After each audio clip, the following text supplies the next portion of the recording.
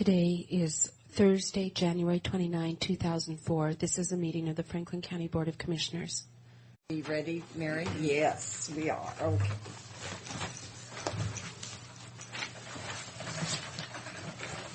Sharon Paredes will be bringing Dave Broussard with her, so if you have questions. Who's Dave Broussard? He's the attorney Oh, here. for the on their negotiations with unions.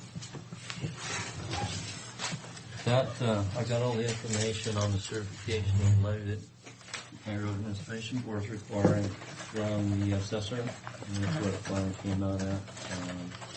This is based on the road shift, everything been in Yeah, it's place? got the levy shift in there, $265,000, and what the numbers come out to. That's the total county valuation, the county road value, and the levy rates on it.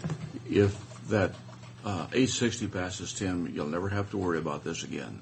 860, which is that? That's the initiative to drop 1/4%. Didn't he drop that? I thought he He withdrew it. But he's just going to write another I one. heard yesterday that he had resubmitted now. Well, I knew he would. Not for this year. He's going to have now For next time. Why can't he? he's going to have all the Because names. He's got to have new signatures because No. He it's has to go out changed. he has to go out for the signatures. Yeah. Right, but he's doing it for next year, not just. Are you sure? So you get 1 year for reprieve. It's too late. It's too You get a late. year for reprieve, let's put it that way. And he's going to refine it so it's not as. I thought all he had to have were the 200,000 signatures by the 1st of July. I thought that's... But it was last July for this Yeah. next Right. time. See, and so it's next So he's working this for next July. year. Well, no, he didn't have them anyhow. Oh, we didn't? No, he didn't have the signatures anyhow, I understand. Period. He had to get the signatures before this July, so whenever that would be applicable. He did not have the signatures, is what I understand, so Oh, he's I changing thought it, he had didn't change it. the signature, submitted it, and Well, he's withdrew it, withdrawn the one that he but submitted only to the to state. correct And it he's in gonna his start eyes. over. Yeah. Putting in a new one. Yeah, no, he didn't have the signatures anyhow. That's the word I got. Okay, could I have a motion to allow me to sign this road levy So moved. to the Second. County Road Administration Board? All in favor? Aye. Aye. Aye. So whenever it would be applicable on that thing, it would apply the same, I Oh, understand. yeah. I agree with that. You want to hand that to Mary? Yeah. For all So of it would be on 2005. It would be on 2005.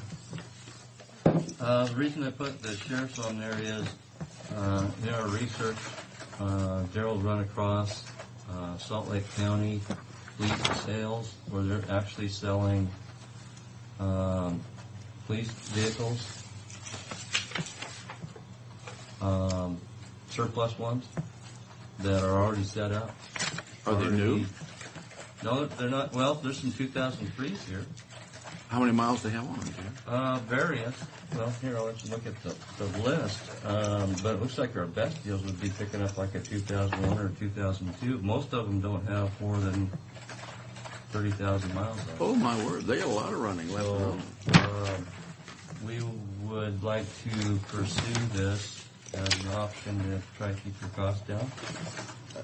That's a great idea. We may have to make a trip down there and check some of them out, make sure that If what they're intended to right, be or what you what they say they are. Well, I mean, is there a chance that we would can't. get them? Yeah, because I understand they offer it to public entities first, But, and they have the price on them. It's not like you bid on them. This is verified mileage on these Yeah. things. I think it's worthwhile looking into. oh, yeah. Absolutely. Be worth the trip down there. You get the color that you get. We don't believe that it would work for all the vehicles, but for most of them, yeah. When you get a vehicle with 15 to 30,000 miles on it, that's got a lot of running. We still have to add our radios and that For camera and that this sort of agreement with the thing. city, do we? That's out of Vegas, isn't it? Salt Lake? Oh, I was talking to Darrell about it yesterday. I thought he said Vegas. It's Salt Lake County now. I don't know. I was, Clark County, Vegas. yeah, Salt Lake County is Salt Lake City. yeah, I figured it was.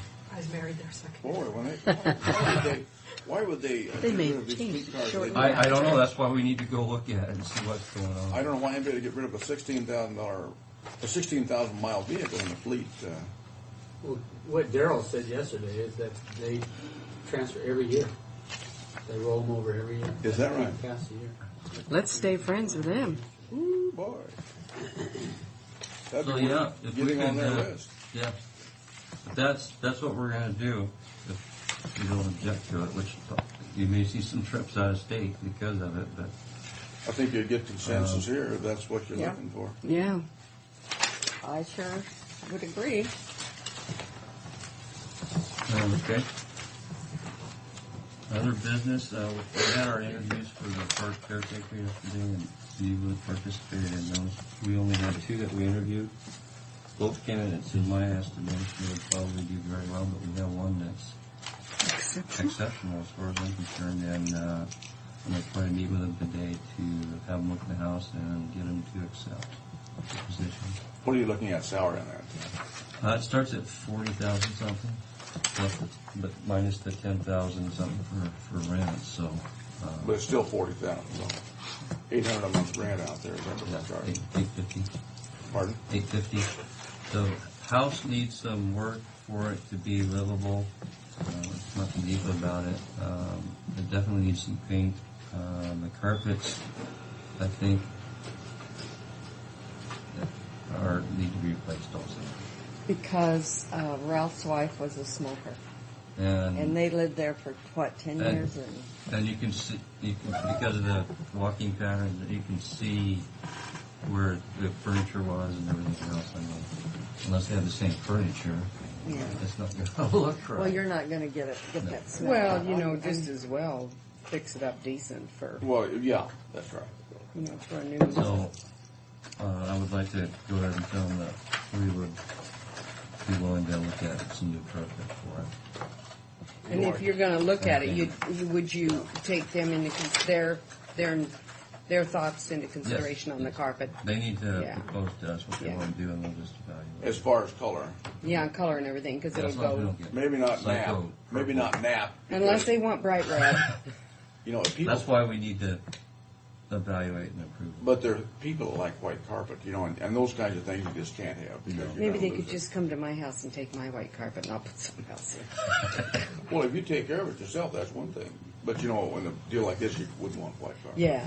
Oh, you wouldn't want it in my house either, but I didn't have any choice. And then I went to the IAC presentation for the upcoming grants. I'll be putting together a schedule for the park board. I'll go ahead and give it to you as far as how that's going to progress for getting that boat launch done. We did get the notice from the Corps on the Corps permit, and that timeline ends February 17th, I think. So it looks like we might be getting our Corps permit within a month, provided there's no objections from anybody, which I don't think there is. I've talked to a number of agencies on the phone about it already, and most of them are aware of it. So we'll probably be going for funding this year for construction next year. That's of the boat thing? The Road 54 boat launch. Boat. The boat The boat thing? The boat thing. Still makes a motion for the boat thing. Road 54. But I'll get the timeline on that soon. I'll get to the commissioners and the city and all that stuff. So as I explained at the park board meeting, there is a good potential. It won't take any current expense money to do because we have bike path money we can use on it, and we have that park fund that we're collecting from building permits right now. We can use on it too. And then the city's going to share in that match. And they raised the good news is they raised or lowered the match rate for us and raised their participation to 75-25. It used to be 1/3, 2/3. So that's just that much less money we have to worry about coming up with. So that concludes my report. Okay, do you still have 5 minutes here? Yeah. I just wanted to ask you about Hector Alameo, because he lives on Wernet, and he I think is. I've talked to him. Yeah, I chased some lady down. I told him not to do that again. I said she'll charge you with something you won't like to be charged with. And anyway, what I wanted to ask you is, now he said the church, Riverview Baptist, told him we're a private church and we don't have to. We're a private school. We don't have to put up any signs or warning or anything else. Is that true?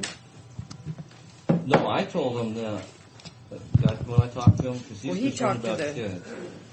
And I said, we would be willing to work with the school to put up school zone signs, but they need to work on a plan, because that's all part of it. Yeah. A plan on how their kids are going to get to school and have routes. 'cause they don't have designated any, for it, yeah. So we can define those are. Well, he said he talked to, I don't know if it was the head minister, but he talked to whomever at the church, not just a church goer, who said, we're a private school and we don't have to do that. And his concern Okay, well, is, they're probably right, but but why wouldn't they? I would as a question church, that. wouldn't you want to He be worried said about if kids? he said if need be, he said I will go to their church and stand up in their congregation and make a talk. He said I will, because he said they come by there at 60, 70 miles an hour. I would swear. He said the machines they got out there will tell, but he said that's 25 miles an hour. We don't. He said for one thing, there's not a lot of signs out there. I wish there were more.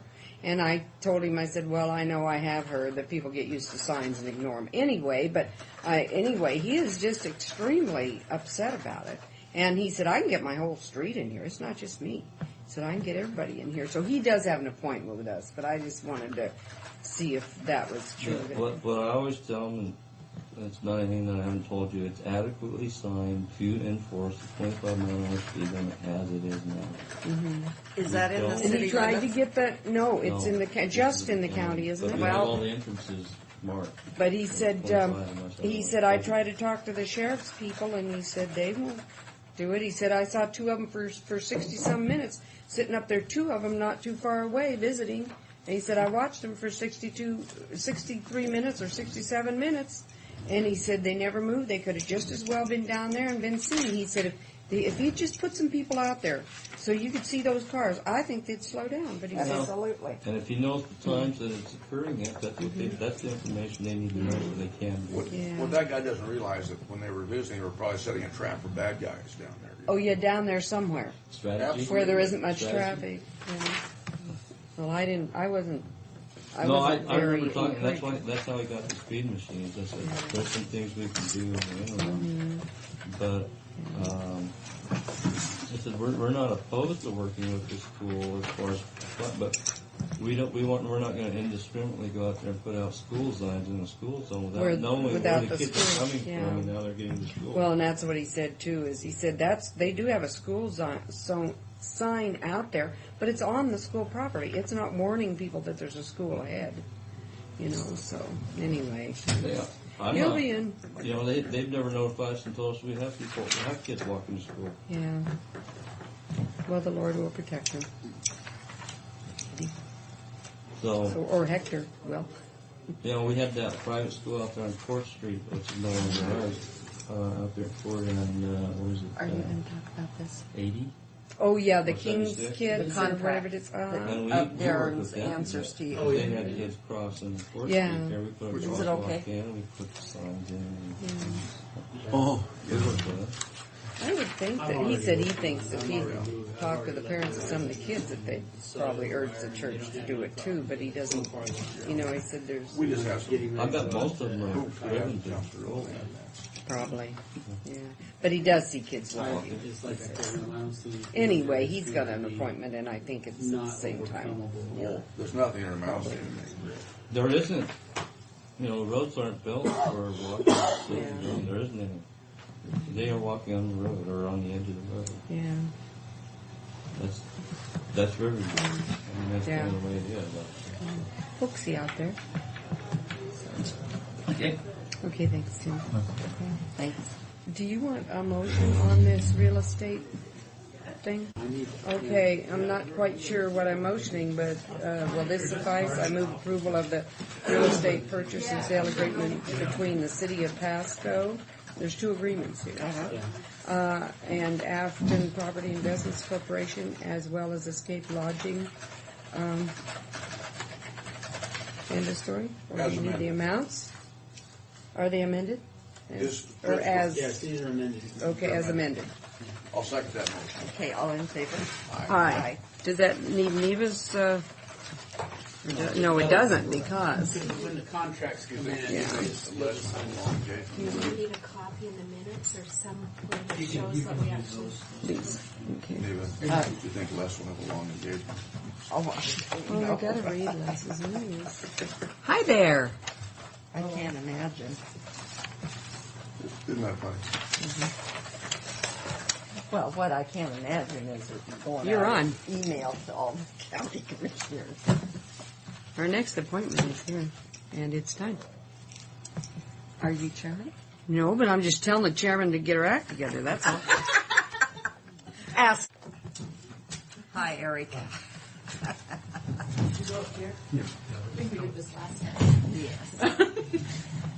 Good morning, good morning. How are you this morning? Well, keep trying to bring in Bring in new people. new people Different or people. different people. Yeah, not new. When he runs out of new people, look No, out. then I just He's decide that- recycling He it. might go get some more. Tell us to wear something different and Yeah. come back.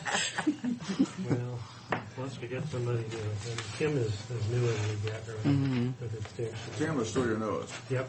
Yeah, he's coming up for his third year review this year. So, I mean, Well, that didn't seem possible. doesn't seem, but it comes. Or it may not actually be 3 years the way the university counts when you start and when all this. But for tenure, third year is an important sort of milestone. You have to go through a more formal process than you had to in the past. So, Elvin Culp will be coming in to help with his evaluation. The process of getting Tim hired was a long process. It's not going to get any easier. It's a struggle. So we're glad. I'm glad we have Tim. In fact, I don't mean to take much of your time, but we're trying to get our old tape record. You know, we do radio programs on Kona, and it's actually, I think, quite a worthwhile thing because I have a lot of people who hear that never have any other contact with me. But they hear that program, so we try to make it at least part of the time of general interest rather than too specific to what a potato grower might actually need to know. But we've taken cassettes over to the radio station, and our cassette player finally quit working.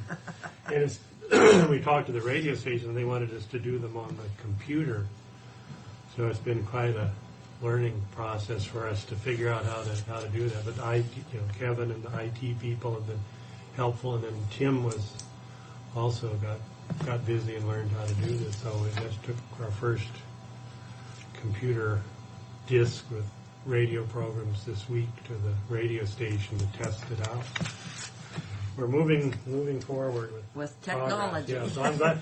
When Tim came, I wasn't sure how knowledgeable he was, being that he's nearly my age, and how knowledgeable he was on this. But he's made a real effort to learn that to help in our office.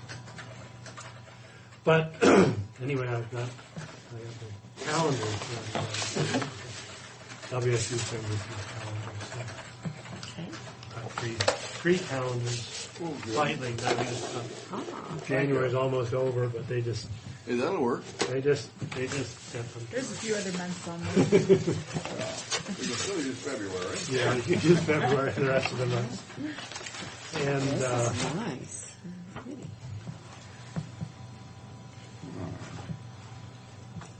but I want anyway. The main topic of importance today is Lizanne Powers, who's our extension agent and works in food safety and nutrition in the Kennewick office. So I hear you on the radio sometimes. Yeah. So let you meet the commissioners and Okay. And it was probably a year and a half ago I was here last. Yes. And I think last time I talked about we had the diabetes project going on and the master food preserver project going on. And we actually still have both of those projects going on. The diabetes project, to date, we've had about 300 people from Benton and Franklin counties enrolled in that. And statewide, the next closest county has 100 people. So we've done great. Isn't that something? Yeah. That many people.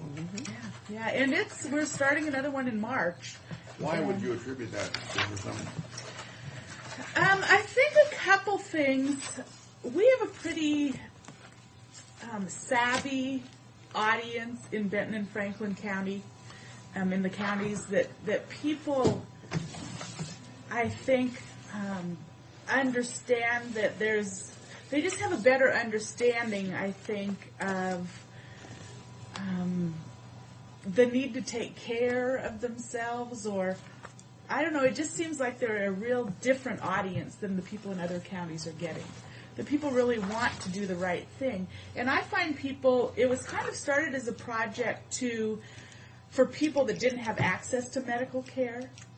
But what we have found in both Benton and Franklin, that especially with La Clinica and then Cadillac and Kennewick General both have diabetes education departments, that people are coming for, not really in place of that, but as a supplement to that. So that people are really, really interested in learning what they can do to do a better job of management. So we network with La Clinica and, let everybody know what's going on. We consider ourselves a pre-education program. We're not really doing clinical at all, but letting people understand, what are protein, carbohydrates, and fats, so that when they get in the clinical setting, they understand what that means and what happens to those in the body. I think the other piece is that I've really aggressively gone after that, where some counties, have not necessarily advertised in the newspaper or really put out there that these are available. I've also done that because I feel like it's a great opportunity for people to get that education. It looks like the funding for that is actually a federal grant, and it looks like we'll have at least 2 more years on that grant to keep going. The other project, Master Food Preservers, which is where we help with food safety education and food preservation information, has been an ongoing project, and we'll do it again this year. We'll plan to have the Master Food Preservers at a booth at the Farmers Market, which has been a real, it's fun for the volunteers as well as a nice service to educational opportunity as well as service to the people in the community. Statewide, they're seeing a real drop in food preservation, but we haven't seen it here. And I think it's because we're in the middle of all this, and because Eric and his colleagues do such a great job helping things be grown that, we just have an abundance of produce here. Do you have a policy on mad cow burgers? Now that's Jean, our livestock agent. And that's the other thing I love about my job is that we have the specialist. So I said, in fact, when it came out, I said, Jean, I'm just deleting all of these things and you are hoping that you're handling it. And she said, I am. So I just defer those to Jean. 2 new things. One, Sue Miller is on the committee. Well, Sue, I don't have to say Miller, I guess, since you're right here and they know you. Sue and I are on a committee, the Food and Fitness Committee. And one of the things we're working on is a community physical activity project and program where the idea is, and we're doing this cooperatively with the health department, to get people involved in physical activity. And we're hoping to get a web-based tracking where people can enter their minutes of physical activity a day. There's a couple big national projects, and I think one's Walk America, that type of thing. And we're trying to get a local one going. So we're kind of in the midst of that now, really at the starting stages of that. Sue and Neighbor are both proactive in this. Well, you know They're what? both in Weight I am Watchers having, now you quit joking, Mr. Rowe. It's a very serious situation here. I'm having no luck at all getting any interest in this courthouse, and I think I'm just going to start. I'm going to get me a trumpet or a drum, and I'm going to walk around. I've not heard When about my it. Yeah, I talked to you, and we referred it to Sally, who said now I don't get any money, so I guess we can't do it. It doesn't take any money to walk, And that's what, in fact, But she was doing the prizes. wellness. Yeah, Yeah, with money. but Cash. it's, we'll get, we're just getting started. So I think once we have something more concrete, it will help. But I'd like to get People- something going when the weather's nice, so that. That's what we were thinking of, a kickoff date. I'm also involved in one for WSU, and a kickoff date really is better in spring because once you And see, become we'll a be year-round moved and we'll have exerciser- different digs to walk in. So once but if you can start in March, then maybe by the time you get to December, it's such a routine that you keep going. Yeah. I always say you got to buy new clothes to do it in the winter, and most people, well, at least lots of people like to shop and buy new things. Like, hey, I get to go buy new clothes because I've got to for the weather. So. And then the final project, which is really an intriguing project, is that statewide, we're hoping to get going a Healthy Weight Institute through WSU to address childhood obesity and obesity. And there's two of us that are kind of spearheading that. And it would probably be a cooperative states between Alaska, Washington, and Oregon. And we're looking at trying to garner federal dollars to create an institute-type setting to really address that issue statewide, of course, well, regionally, statewide, and then, of course, locally as well. So that's a pretty exciting adventure that we'll hopefully be involved in. And then since I'm kind of one of the leaders in that, we'd hopefully have one of the regional centers here in Benton and Franklin. That would be good. Yeah, it would be very nice. So I've got my little walk-a-meter. Yeah, I do too, but that thing makes me nervous because I had it in my purse and within half of a day I'd walked 8 miles and I didn't think that was really right. I've been doing some interviewing of people on physical activity just to get a better feel for it's the WSU project we're working on. And one gal shared with me, she said, I was driving to work with my pedometer on and I heard it going click, click, click, click. She said, well, this will work. Yeah. But that's actually, they're doing a lot of research on them because people that ride on buses, if there's any bouncing or anything like that, some of them will click them. Oh, I see. They can hear them clicking, like you said. But if you turn But them, it's funny how much you walk Yeah. around the house, that you, up and downstairs and around. And, yeah. But I don't see how in the world anybody could walk 10,000 steps a day. They equate that to about 5 to 6 miles. Yeah. So that, But the average person is not going to be able to do that. That's one of the real limitations of what's gone on with a lot of these projects is you really need several different levels to them. Because in order to get that 6 miles, you probably need to go for a 3-mile walk. You know, probably the average person will get 2, depending on how your house is laid out, maybe 3 miles just in. Just getting. So, and that's a big barrier for some people because, you know, some people say, oh yeah, 3-mile walk's no big deal, but for some people that's a huge deal. What about these stationary bike rides? And there's also a transition that you can do minutes of activity to steps. That equals, yeah. And I think it's 2,000 steps for, it's either 10 or 20 minutes.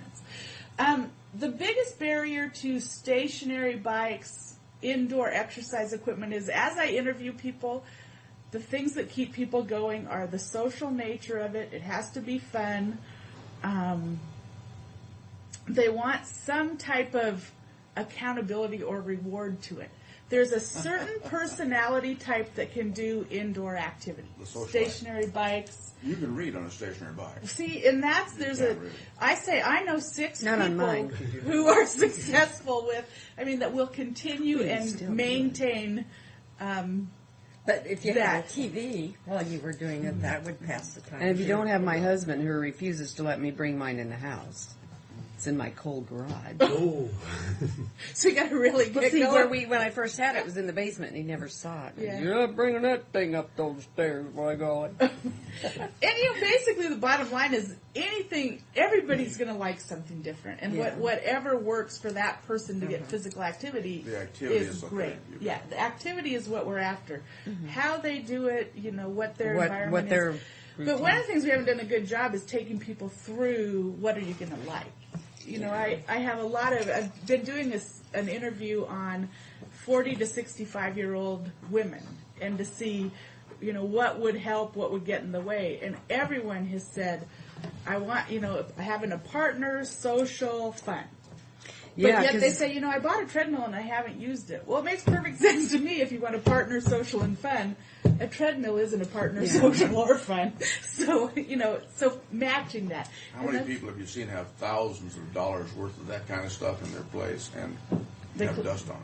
Well, that's what I asked Zona the does. last person. I said, Zona have you started hanging clothes Zona's on like it yet? she's got a health Yeah. Oh, that's what somebody was telling me. They That hang is their clothes. thousands Yeah. of dollars. Now, my husband, he's a person that can do indoor physical activity. He loves it. He has he has one of those elliptical trainers, and I stand on it and I don't like it. So it's personality. My son people, goes to the yeah. club for 2 hours a day, every single day. You know. So it really depends on, but that's one of the things that as we do curriculum development, looking at is helping people understand what's going to be a successful environment for them. That for some people, walking outside is going to be great. For other people, they'd rather be inside in the comfort of their home or garage. This last month, being Suitcase. days in point, walking outside wasn't as readily available most places. Yes, it was a little challenging. Yeah. Supposed to be in there. I usually go, our office is in Kennewick, I go down into the park at Not noon. in it? And my husband is with the city of Kennewick, and I said, well, I know I have. I said, I couldn't get to the park without going in the road. She gave it to me. So finally I called and I said, Sidewalks weren't no, they Well, I weren't. found And it so we in go my have to mail go down somewhere. to Edison. I don't know where it is now. But there it Edison's is. impossible. Yeah. There it is. And I said, that's not really that good of a road at noon to be in the middle of the road walking. I said, I think I'll go a different route until it melted. Yeah, so. Okay, Okay. we've got our next appointment, and he's an outside attorney, so he costs us He's money. cost us money from the moment he walks through the door. I just want, if you could give us the dates for these meetings through the year, then I'll try to schedule it. Normally it was the last, was it last Tuesday or? Yeah, it's the one who's done it also. I didn't pay attention to what day, but I'll have her contact Okay, you. and that way I'll be able It's, to. it's either a Monday or a Wednesday normally. Okay. Yeah, and I think and it's been Wednesday. We had that conference conflict. yesterday. Okay, and so- that's not a problem, but just, I'd like to, schedule people to come in and meet Sure. with you so you get a But- feeling for what we're really doing. And, But that's really exciting, Lizanne. Yeah, I that's hope nice. we can do it as a courthouse. We'll get Well, there. I'm not getting a lot of We'll have people on attention. this stuff here. A lot of. Well, anything. Maybe you need the I'm just outsiders gonna. to Well, come no. in. I think what I'm gonna. Well, that could be too. But I think what we need to do. Do we need a schedule and kind of a program and? Well, we don't have send it that around? yet. I know. We'll get there. Yeah. I just wanted to see if anybody was interested, and I think I got my answer. They do the poker walks about 3-4 times a year, but that's not enough exercise. Yeah, that's not quite what When we're you- after. It's yeah. a little bit lower than the Surgeon General's recommendation. Yeah. But, hey, at least Just a it's- tad. At least it's 3. Yeah, well, it's Well, we'll work on it's it. they We'll enjoy get there. that. So. Okay. Well, thank you. Sorry to rush you off. You guys are busy people. Well, so are you. So. Oh, here it is. There. I didn't see you on the agenda, Timothy, but I've got it here. Okay. Jim said we are his contribution each year to. I thought we had it done for 3 years. I did too. Tim, I got the figures From? from Human Services. Okay. The breakdown. You want to go And into Franklin County. Yes, I would like to go into executive session for minimum of 10-minute contracts. I think we're ready. You don't have anything Nope. more? Reach it. I can't reach it. Just stamp it. Thank you.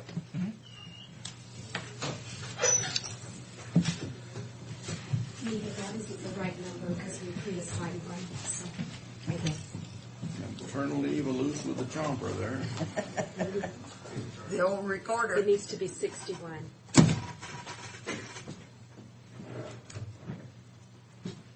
All right, there we are. Okay.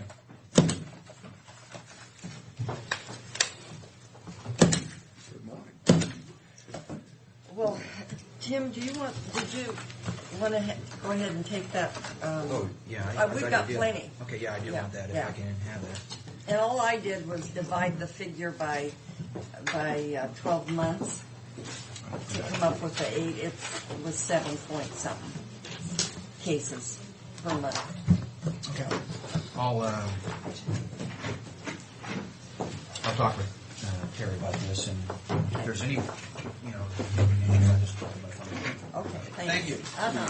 Mrs. Parker, even though we're running late, can we have about a 2-minute recess? Okay. You want me to do this first or after? Yeah, let's Yes. do I that. move approval of resolution number 2004-61, which amends the Franklin County Resolution 2001-169 and Resolution 2003-665, and approve the extension of the personal services agreement We're running late. So between Franklin County and Terry Tanner for legal representation I'll call you. of Thanks. indigent individuals subject to involuntary mental commitment proceeding in Franklin County, effective through February 29th, 2004.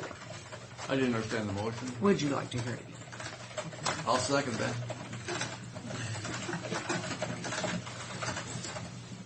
Are we going to aye it? Aye. All in favor? Aye. About a 2-minute recess then? Well, we're going to time you. Jim, we're running late, but you're a little early. Thanks. I'll fax it.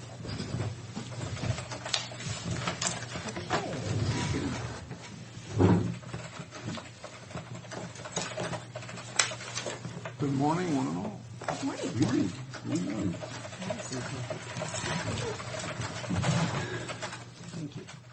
Commissioners, we were here a couple of weeks ago, and I talked about, I think, the primary provisions of the Teamsters contract that we had negotiated. And we are now here with copies for your signature of that contract. And I think that I actually provided copies of the contract, 3 draft copies of the contract. So I believe that you had an opportunity to see it. Okay, the new number is 062. Dave and I are here in the event that you have questions or comments or concerns or things we need to talk about. Okay. This is, The detention officers. You want a motion on this? well, are there any questions you think?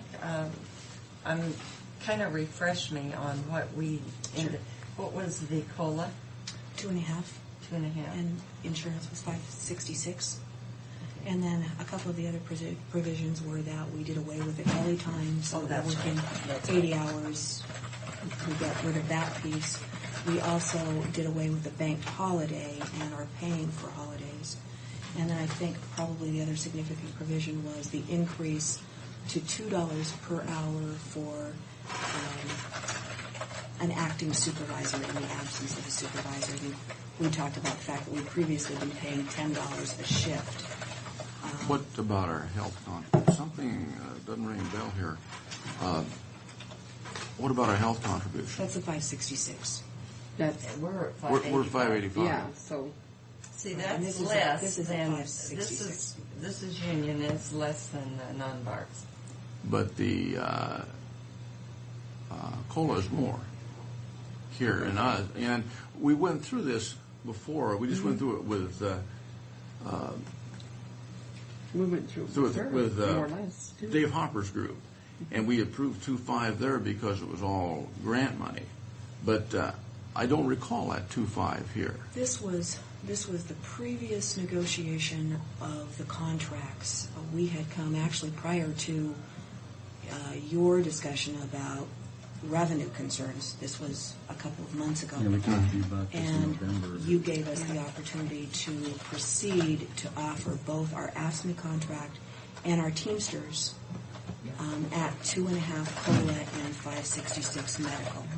So we already had those offers on the table when you recognized that you had some revenue issues, and that was the reason that I came back and talked with you a couple of weeks ago about this issue.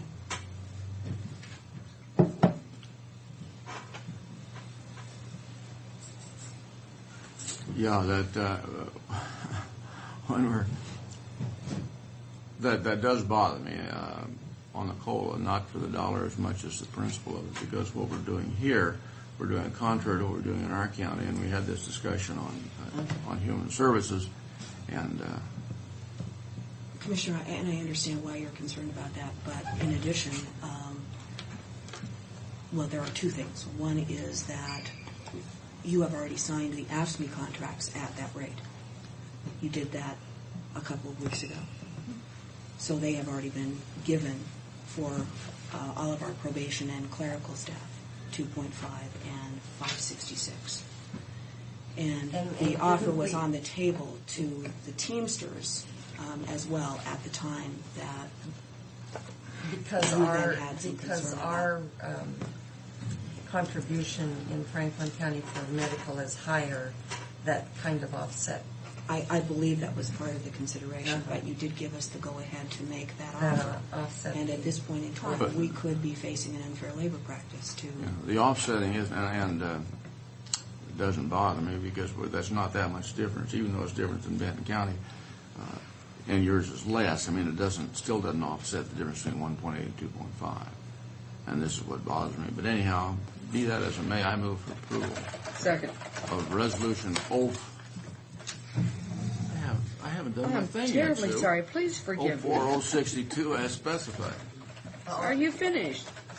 Oh, aye, that. I mean, I'll second it. Okay, all in favor? Aye. Thank you. My gosh, you're getting picky, Mr. Brock. Guys, I get a chance to star here, and you step right in, don't let me do it. I'm trying to catch us up on time. It's my only excuse. So. Thank you so much. Okay. You're welcome. Now,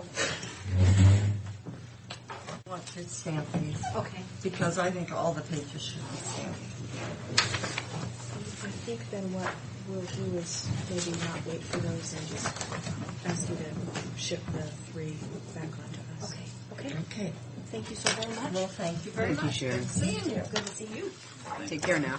Now maybe we're going to get on track, almost. Get out of here quick. Sharon, you're welcome to come back next time. As long as I don't ask for money, I know. Right. Well, we'll He's see. got you trained. When you come back and bring money. That's right. Yeah. I'll see what I can do. There's an idea. I'll stand outside with my little cup before Yeah. I come in. Anything will help. Anything will help. She apparently thinks she will not be using that again today. But, We know that she's oh, here. absolutely, yeah. I have Because, no time constraints, so as long as This, no, no, oh, she's here and you're, jeez. she can be doing something else. Mary, you, Now, got, come on up. you should Come see on where I up. signed. Mary, you got to clean that mess up. Boy. Well, I'm confused with all of these agendas. Watch her.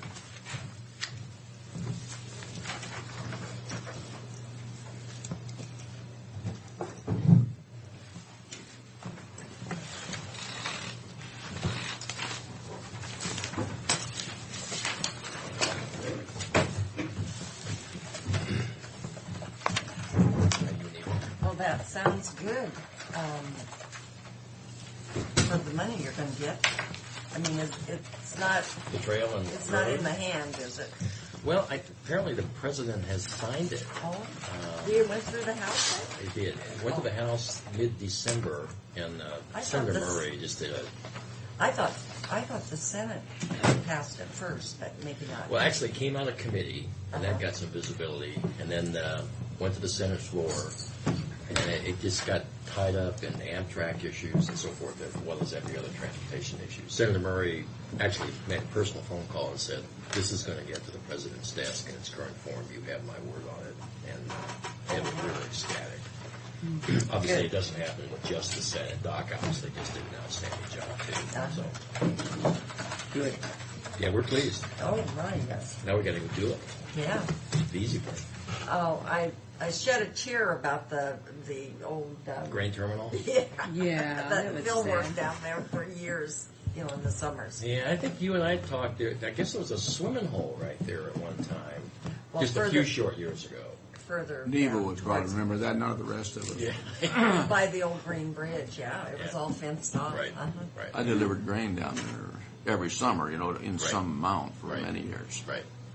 Well, I don't know anything about it, but I still hated to see it go. But then when I heard it was for the trail, it made me feel a little better. Yeah, well, that connection's a little too strong right now. We had Is it? anticipated that it would come down 5, maybe 10 years from now because of the lease arrangement we had with the Cargill Louis Dreyfus. And they said, it really is surplus to our needs. They said that about 6 months ago. Do you mind if we take it down now and let us out of the lease? And we were willing to do that because of the value it left behind. And then it wasn't going to go, and they said, well, okay, we'll just, whatever happens to it. Well, then they came back about a month ago and said, we found a good contractor to take it down for the right price, and so they went ahead with it. So, Is there any salvage? well, I think there are contractors that could take it down so there would be salvage. There's an incredible amount of wood in the cribbing. Well, they used to crib all those in. Yeah, and that's what it was. But I think the way to get the good price for their demolition, it has to come down with a mighty blow. So I don't know how they're doing it. It's the privately owned terminal or the private contract, so we're not involved in that at all. We've had calls. How come you didn't use local companies? Said, hey, it's not our deal. Not our deal. So,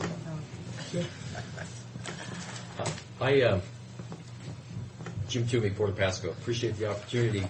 Commissioner Brock and I had a brief conversation about an international trade initiative that the Pasco Chamber is moving out into the community, and we've had some conversations on it. Commissioner Brock was asking me about some effort that the three ports were involved in a number of years ago, and he wanted to know if I could come in and at least talk about that. Is that the Triax?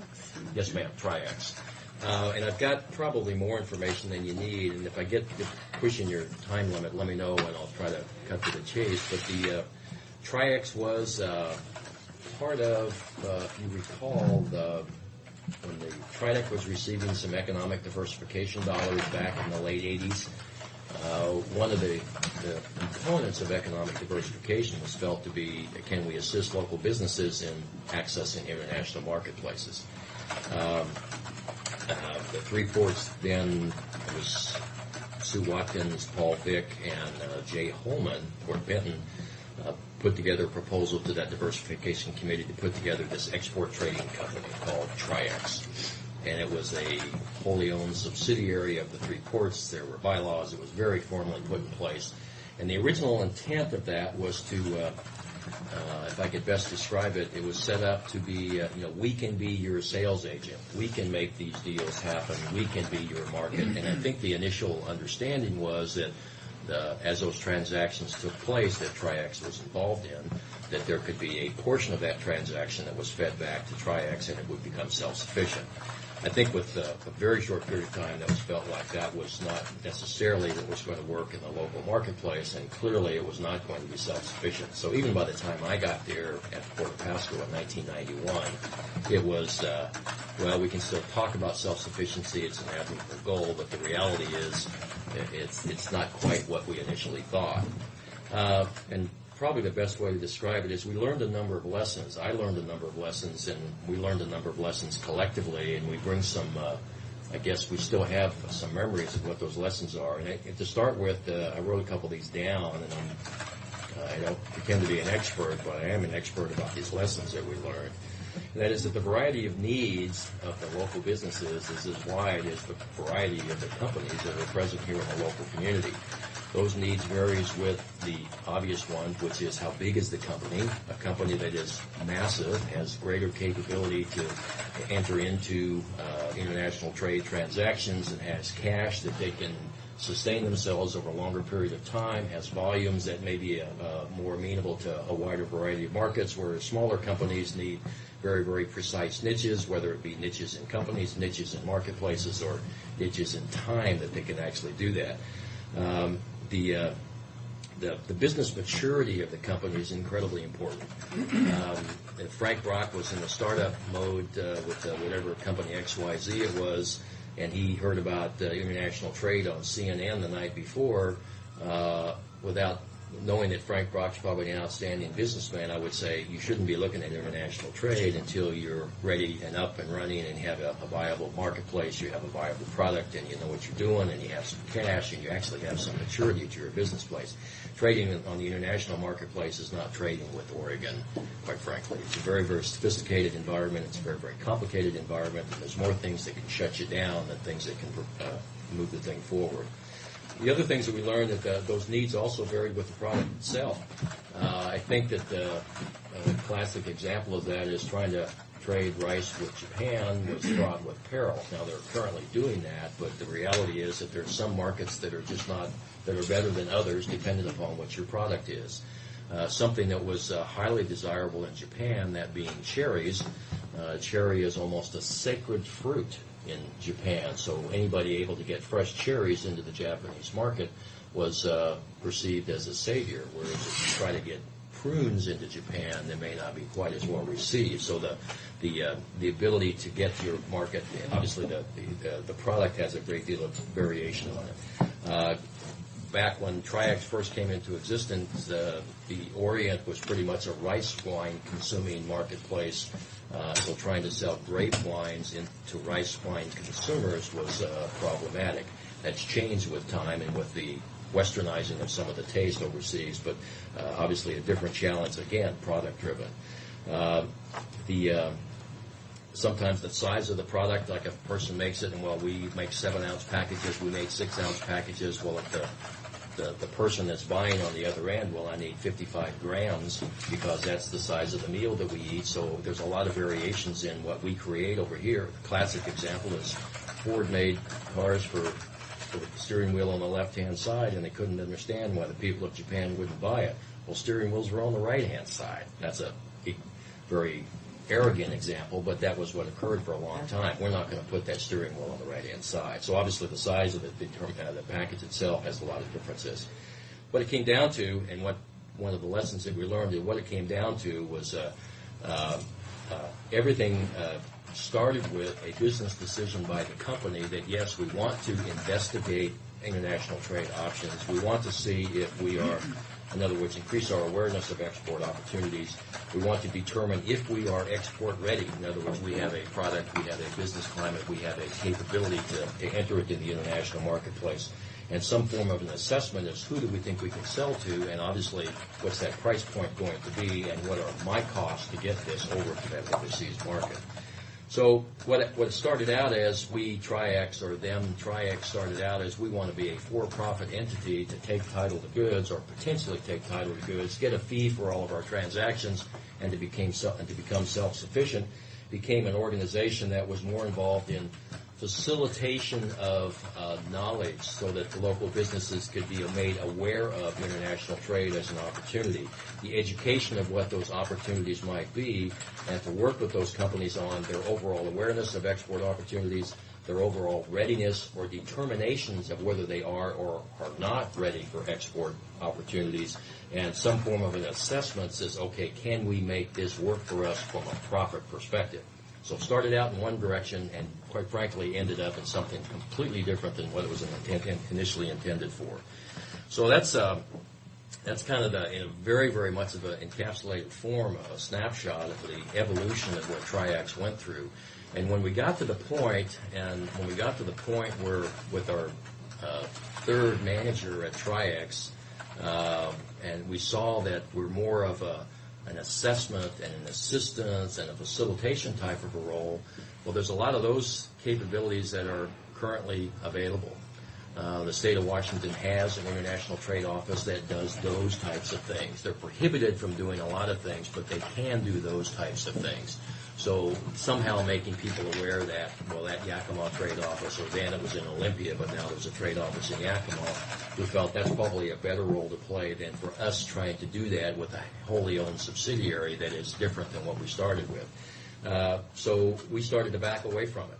Another thing that occurred in that time period, and I don't want to underestimate the importance of this, but as it used to be, a lot of materials were paper products. Well, with the growth of the internet, it's It's you're never one or two steps away from all sorts of agencies and capabilities to make international trade. My son bought a watch a couple years ago, and it turned out he bought it from a watch shop in the Philippines. Well, he didn't know it was in the Philippines, but so there's different.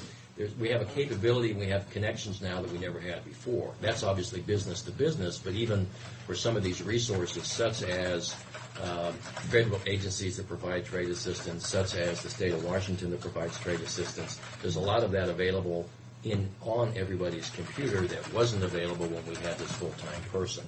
So we haven't done too much in terms of once Tri-X transitioned away from wholly owned subsidiary by the three ports to where we are today, other than if we have an opportunity, we go out and make speeches on it, but we haven't actively engaged ourselves in this export awareness type of opportunity.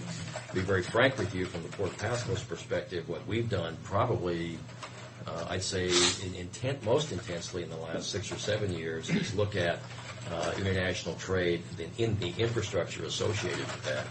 We worked very closely, and Fred and the county commissioners took some of that state sales tax money and made that available for local economic development interest.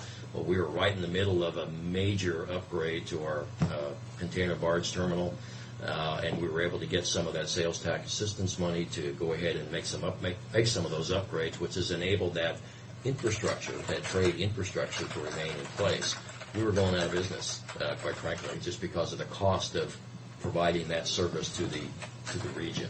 So our focus primarily in the last couple of years has been more on the infrastructure associated with trade, much more than I guess you could say, the software side or the assistance side that goes along with it. So that's, in a nutshell, somewhat where we are today with respect to the history of what we have done and what we focused on in the last couple of years. I do need to say that the business volume for trade that we have seen, and this is at a very, very small part of what goes out of the Pacific Northwest, but we've gone from 400 containers a year back in 1994 to in excess of 4,000 containers a year this past year. And this past year was a very difficult year because of, by past year meaning 2002, which is our most recent update, because of some problems that occurred associated with a lockout of the longshoremen, associated with some loss of shipping vessels down in the Deepwater Port of Portland. And part of that put us into a position where we wanted to provide greater degree or greater flexibility of access to market for local customers or regional customers. We actually changed our contractual relationship with our terminal operator to one that only provided barge service to one that can provide access to both truck, rail, and barge service. So if their ship call is in Portland, they can utilize Northwest Container Service through the Port of Pasco. If their ship call is in Seattle, they can use a rail service there. Or if they need some flexibility because of interruptions in service in Portland, which occurred with ice storms, interruptions in service in Seattle, there's some flexibility that's been provided. So primarily the port's focus on international trade activity has been on infrastructure and service provided to the actual exporter, more so than working with the potential exporter. So that's somewhat of just a factual depiction of where we are with respect to the history of what's going on. The reason that I called Jim was because I was curious to where the port's position was in relationship to this export-import process and the promotion that's going on at the present time. And has Roger talked?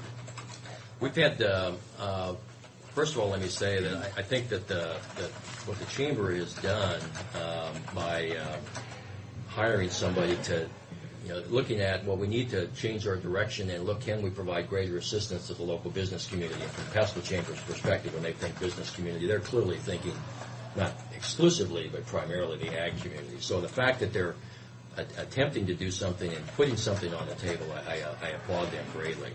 We met with the Chamber executive as well as their board president on, I think it's on 3 different occasions now. And the first one, our comment was, we did something a lot like this a few short years ago. The conclusion of Tri-X was 1997. And I don't want to claim that that was a perfect operation, but we need to understand what's different about this before we can even evaluate whether or not it's appropriate to move forward, because we anticipated that there would be an ask for some local match if they were going to go after grant funding.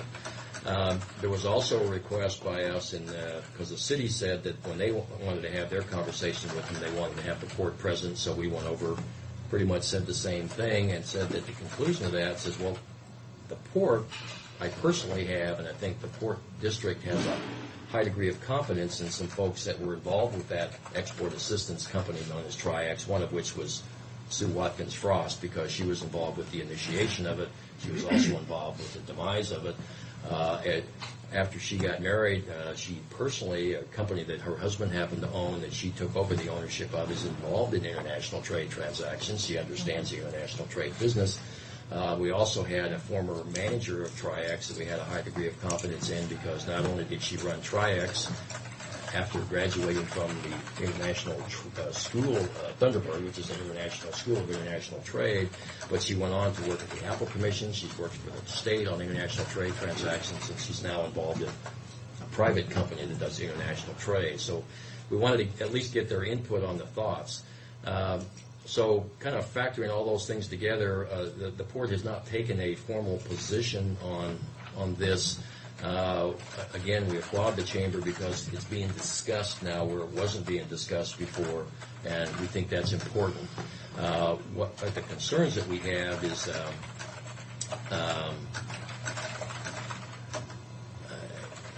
again, what we saw as far as our perception of what the local market needs were more in this ability to, are you export ready, to assess whether or not a company was export ready, and to assist them to evaluate that.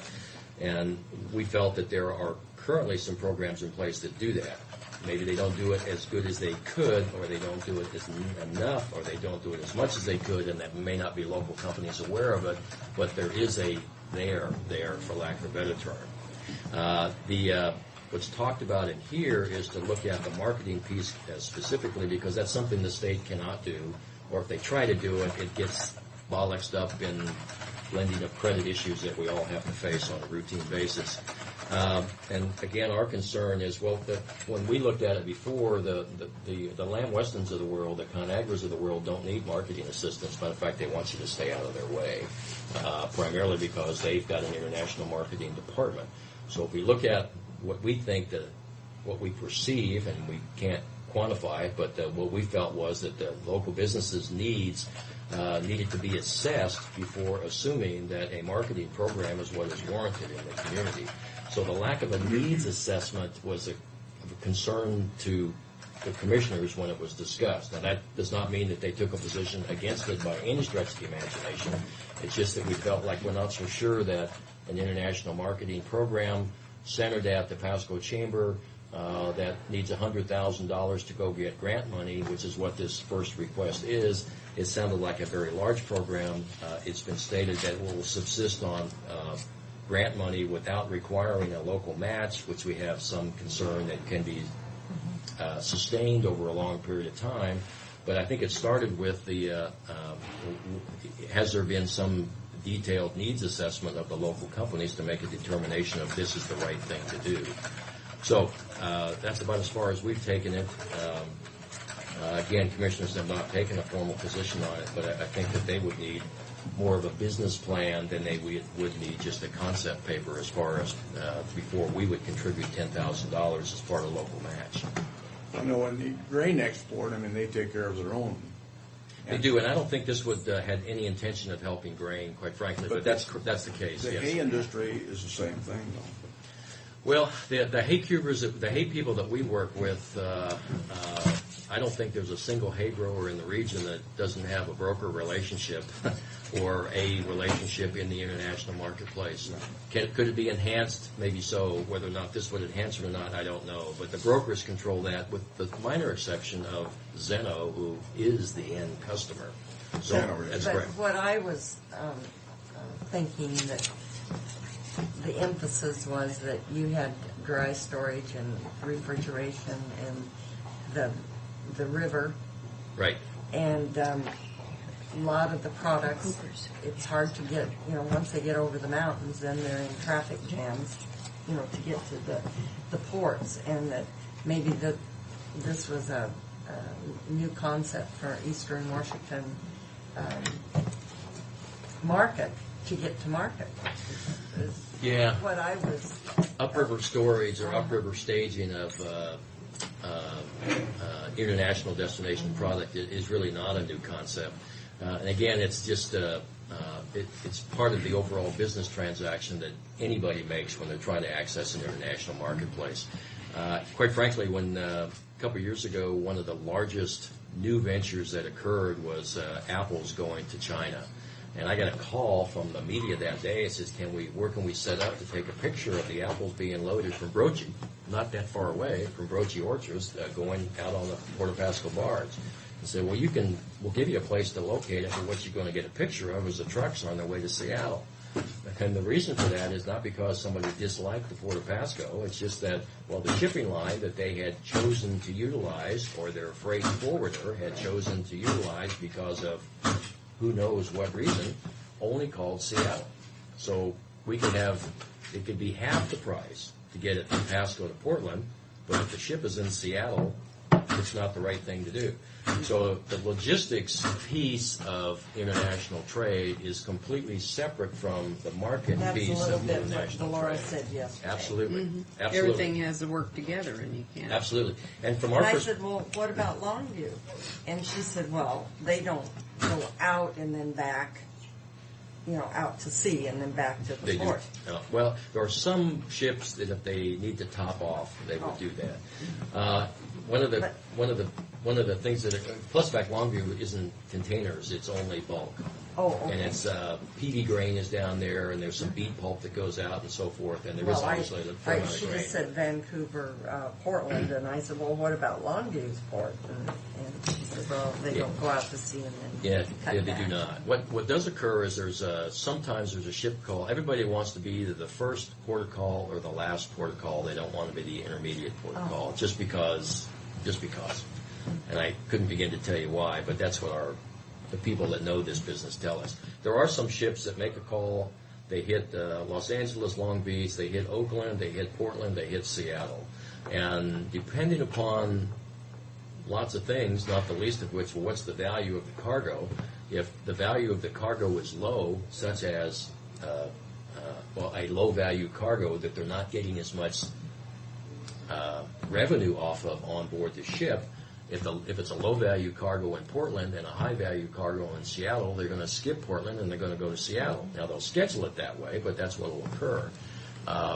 These things the decisions get made by people that don't call the Port of Pasco. The decisions get made by people that don't call Northwest Container Services. The decisions get made by people that have Where they're business going to make the most money. relationships, where they can make the most money, and we don't always understand what the drivers are for them to make that most money. Now, there's some general thrusts that we try to occur that Port of Portland is trying to do, because Portland is primarily an export port. So they've tried to work with major users in that local area, one of which is a company called Nike. But Nike's in Portland, in the Port of Portland's own backyard, but Nike's predominant import port is in Seattle. So Portland's been trying to get these ships to come to drop off the imports. And if that occurs, then the whole viability and potential profit-making capability for ships to call in Portland is going to change drastically. We have no control over that. No international trade initiative would have any control on that, other than what we already do, which is to try to influence the legislators of the world to influence that.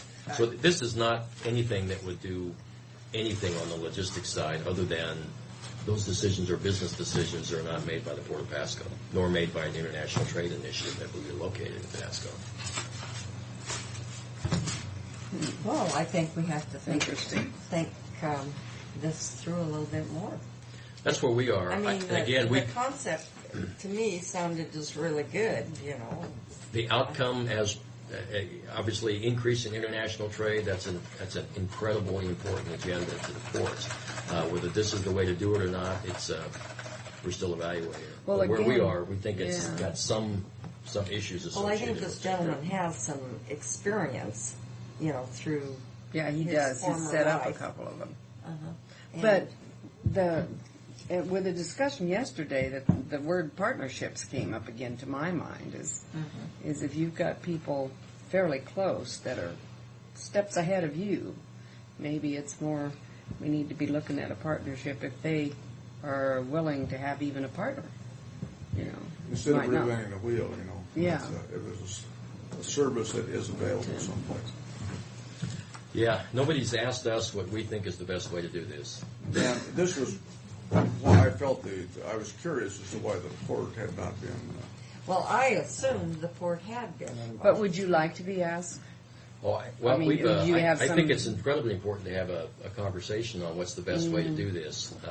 Again, we're not convinced that this is the best way to do it, but we're not experts. But we know there's a lot of expertise out there, and those experts there's different expertise in various people's minds. We've had some conversations with the Tridec Ag Committee. We've had some conversations with the Yakima folks. We've had some conversations with local growers, and I think everybody's saying, yeah, it's worth noodling on. So you might be able to give a feel of Mary, what I don't everybody. think prosecutors What come in you're here. saying, Where they're Jim, coming from from. your conversation, Steve's gone and as I understand it, is that Darren, but you might you're not check. opposed, but you think a need assessment needs to be done before something is facilitated here. Is this correct? I would. I And don't some want to put communication. words in my commissioner's mouth, but that's their biggest concern. So we guaranteed the chamber we would not campaign against this, but if somebody asked us about it, we'd say, well, we're not ready to support it. That's about as far as we've gone. So, but I think it needs assessment in some greater Well, level of after detail. the presentation, I felt, I was ready to support it. But I just assumed that because it was involving the port, that he was working hand in glove with you. What always comes up is that they've discussed it with the port. They didn't say the port was for it. I think he did say that they hadn't committed themselves to it. Oh, no, he never said the port had committed. Well, I probably talked to him since you have. Uh-huh. Yeah, or two, I don't know. But I was going to ask you a question. A few years ago, there was great concern because, I'm going to say Los Angeles, but maybe San Francisco ports were really putting money into making their Los ports Angeles, Long user Beach. Correct. Yes, ma'am. friendly. And the concern was our ports were not updating themselves enough, and that we're in grave danger of losing a lot of export-import to that area. Do you know, has that happened, or do you think that's happening? Yeah, what was discussed in the Los Angeles Long Beach area is something called the Alameda Corridor. The geography of the Los Angeles Long Beach ports, if you've ever been down in Los Angeles and Long Beach, you've got the deep water ports, and then you've got a very long rail shipment to get to the equivalent of the rail classification yard, or the equivalent of the hump yard that is also directly adjacent to the deepwater ports in Seattle and Tacoma. So at that, it went through a number of communities, Carson, Alameda, and so forth, and it was all these trains, numerous trains associated with that high volume of international trade was causing major problems in all those local communities. Similar to what occurred, what Auburn complained about, what's concerned with the Ainsworth overpass, what's been concerned in downtown Kennewick. So there was billions of dollars invested to literally either put road crossings over that or to sink that so that the trains could proceed. And part of the payment was going to be, instead of you shipping line or shipper having to pay for trucking to get to this rail yard in San Bernardino or in Los Angeles City and so forth, you'll just pay us and we'll help pay for this Alameda corridor. There's been some problems, I don't know whether they're transportation-related problems or construction-related problems, but that corridor has gone in. What has occurred, and what was occurring at the time and what has continued, is what they call the market share of all the freight that comes into the west coast of the United States. Even though the Puget Sound region and the Portland regions, their numbers have been going up, their share of the total volume that comes into the West Coast has deteriorated with time. And the concern was that because 70%, quite frankly, in excess of 70% of the international trade volumes that touch the shores of the Puget Sound, 70% of them are going outside the state of Washington. They're going to Chicago. They're going to the Midwest. They're going to the population centers of the United States. So it would be what you would call it's a discretionary port. They don't have to come to Seattle to get to Chicago. So if those ships quit calling in the Puget Sound, we ain't shipping hay in Japan because all of a sudden there's less volume on the backhaul, which is what is going back. We're getting VCRs coming this way, and we got hay and ag commodities going back because, gee, we don't want to go back empty. So that market market share has deteriorated with time.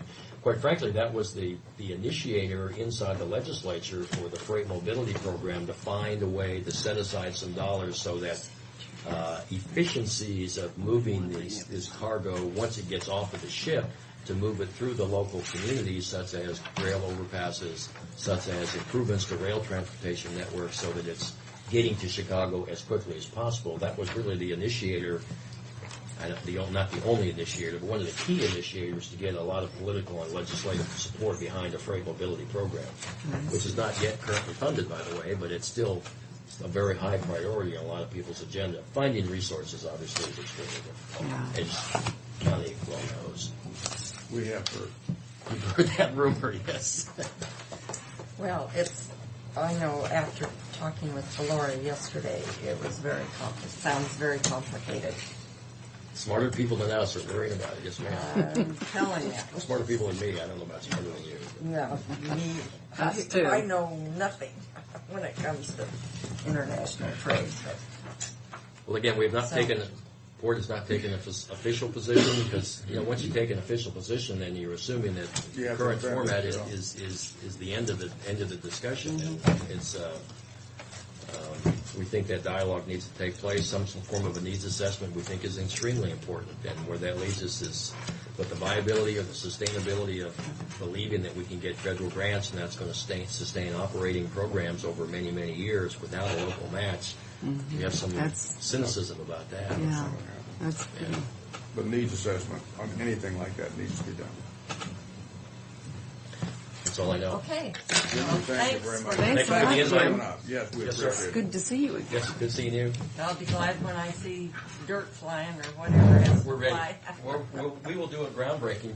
Probably we'll try to get Senator Murray to town because we would definitely need to thank her for this. And we're thinking I think there's a break in March for him and a break in April. So we'll invite everybody. Good. Hopefully you'll be available. Yeah. Because I don't think it matters to her. Just she needs to meet with us. But hi, we're ready. One of the chairs. I didn't get my feature. Uh-oh, now you're going to have to ad-lib. I'd like to introduce you to Maureen Vincent, sales and marketing. Hi, Maureen. Maureen, how are you? I met you previously. Maureen Sullivan Vincent. Yeah. You all know my family members. I know you You're as welcome. Mo. Thank you. Mo instead of Maureen. Yes, that's the one. Thank you. It's an opportunity that really she got here first of the month to sit down and introduce you and any questions you may have. I know she's been hitting the ground running pretty good, and right now it's mostly learning about the difference between selling a destination as opposed to selling the property and understanding the nuances of pipe and drape and square footage and all this stuff we do. And but she's really been pounding out the wedding request. In 30 days now, is she taking care of our deficiency? Or not? She's trying. As we all. I told Fred I did $1 million my first week. Certainly. So, anyway. Lots of weddings. We went to the Red Lion show. I had a booth there. Oh, and the phone's been ringing off the hook Oh my for gosh. 3 weeks now. Well, you didn't happen to. Did you go to the Campbell wedding reception? We were out of town, but I have photos. We use that for advertising at the show. Yeah, that ended up being very beautiful. Yeah. And the food was good. Speaking of food, the Red Lion yesterday outdid themselves. I couldn't even eat my meal. It was, maybe mine was different, but I was watching the plates that went back, and they had an unusual amount of potatoes, and that's all I could see from there. But I couldn't eat my meal. It was so spicy. I almost choked. I almost had to get up and leave. I took a bite, and it was so full of spice that I didn't even eat any more of it. And when I eat at the Red Lion, that's almost always what happens to me. as I get all And this the spicy buffets are stuff. so And I eat boring. Mexican food. I mean, it's You know, not or like go to Kiwanis and Chamber. It could have been a conscience thing. Was bothering me. why for eating. Oh. I feel like I'm being stalked. Well, as we get going, it's not on the agenda, but just a color option at this point. Look at them. These are the options of the porta-floors we're going out to bid on. You can scratch that one in the center. Yeah, frankly, this is probably, if you're standing up in the stands, this is more like the color of grass at a distance. You wouldn't think so by looking at it. However, because the arena has such low level of lighting, I think the best option would be sort of the lightest possible.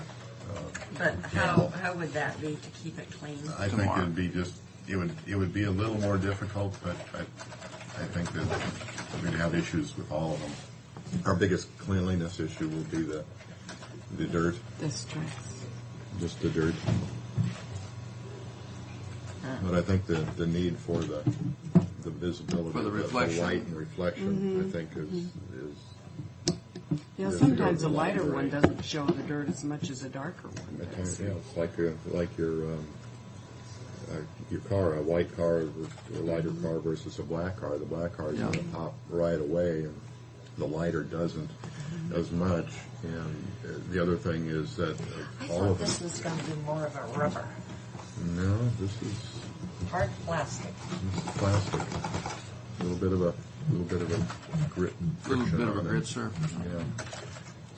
This is the largest seller they have. This is the most popular color. So, anyway, just bring this to your attention. I'm just kind of curious, Ray, maybe you can't answer that, but how many pounds per square inch will that support? 26,000 pounds per square inch to drive on this. You'd have to Without have a that. pretty heavy thing for 27,000 or 26,000 per square inch. Yeah, it's underneath. It's got the backing here. Now, how level will we be able to get that? As level as we can possibly with the equipment that we have. We have some equipment that can get it done, but there's times where we really want it flat, and we can bring in more equipment to get it as flat as possible. As hard as it was the last time I was on, when you had that last show in there, that was smooth in there. Yeah. That would have handled that, I think, in Very good nice. fashion. Yeah, because this probably sinks down into our Yeah. sand. It would, yeah, actually it'll be the dirt. However, we're planning on having a layer of Visqueen. Oh, okay. Put the Visqueen down first. Just cheap, inexpensive Visqueen. Just roll it out. What's It's easy. Visqueen? That Plastic. plastic That'll sheet? save having to dig the dirt out of it. It'll keep the dirt from packing in underneath. That's exactly right. Well, I don't have any preference, so No. the light is fine. Yeah, it's fine with me too. That's fine with me, yeah. I just, the center color didn't. That feel doesn't so set much. well. No, but it is Well, very. you know, like for the home show, that would be nice, probably. Yeah, but I think they would prefer the lighter. Do you? Yeah. Oh, Yeah. all right. Okay. Now our normal stuff, the event update. The city of Pasco had a neighborhood meeting and 3 people showed up, and they were the 3 presenters. Gosh, Isn't sake. that something? Unless they got an issue that somebody's. That's what happens to us too. Oh. Yeah. And then we had open riding, which means people can bring their horse in and ride around in an arena on a recreational basis, and that's a good PR thing, I The think. people that were there yesterday were certainly pleased with it. I want to tell you, I only saw about 3 or 4, but they really liked the facility. The DOT had a meeting of 25. We had another open riding. We had a timed event. So you had 300 participants that was last Saturday.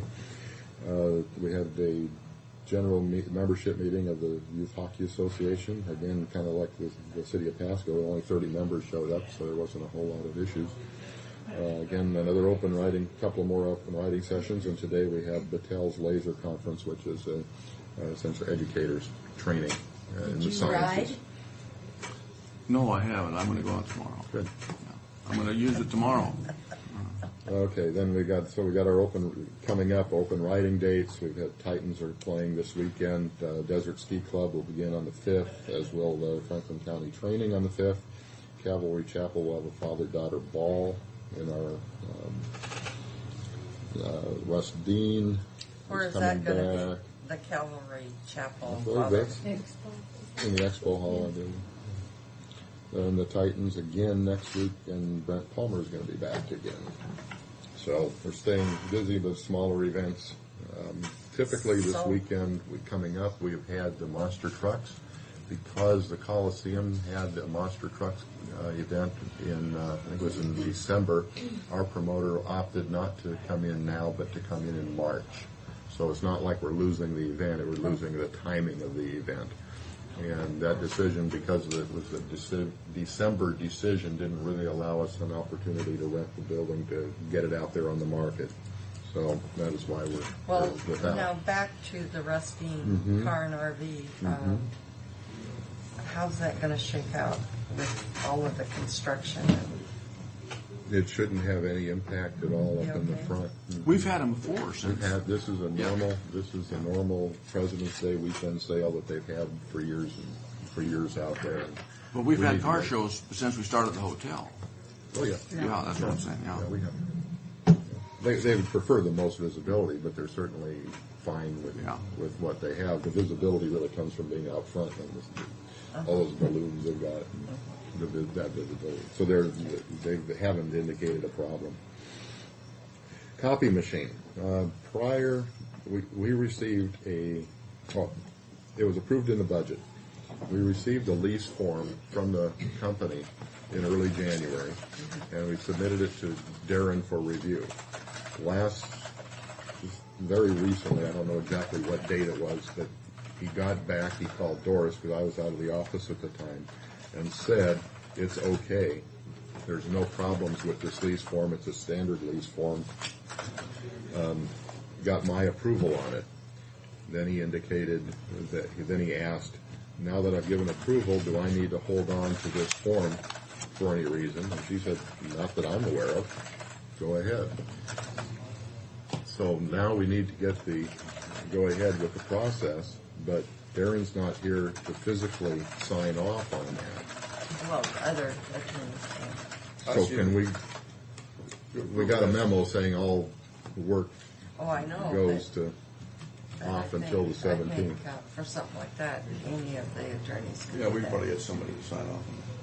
I'll talk to Steve about it. Yeah. Darren came down and his comment was that there would be no legal representation when he's gone out of that. That's the memo I got, so that's fine. I'll talk to Steve. Well, All they're doing is the form. So our hope was to get it on your consent agenda for Monday, but I understand that he has to physically sign off on any legal documentation on that. If we can get that done by Monday, that'd be great. Do you want to? You're going to follow up? Okay. Very good. Well, it would help if you got me a form. I will get another form for you. Snow and ice update. On Monday, we came in and Becky's office was totally soaked, and we had to dry her out. We jumped up on top, got all that snow that had fallen off the upper roof off that area, dried her area out, and now she's back to normal. But we also, when they were up there cleaning that snow off, took caulk up there and caulked that area and went through the other areas in Mel's office area, in the arena. I'm not sure if we've got that arena taken care of because the snow fell off, slid down, and hit some of these ventilation inserts up on the top. And bent them. So when you're underneath, you can look up and see sky at those vent points. Now, that means getting up there, straightening them up, and re-caulking. No big issue other than the fact of getting up to that level with different machinery, and we will do that as soon as we can. Let's make sure we get someone that really knows what they're doing, because we'll pay for it later if we don't. Absolutely. Yeah. So we don't get a half-assed job on it. So that is where we are with the arena, and also the grass fields. We were planning on rolling it today, but last night's rain, I think we're going to wait a little bit longer before we do that. We know we have to get that rollered out and smoothed out and cleaned up for this Rustin issue. So anyway, I just want to let you know we're up on it and have plans, and weather is still impacting those decisions. Hotel rental service agreement update. I was still met with VJ yesterday. afternoon, but he was tied up in construction meetings, so our meeting is scheduled for this afternoon, in which to go ahead and formalize the agreements that we've discussed with the Dakota Enterprises report. So I'm going to start that this afternoon.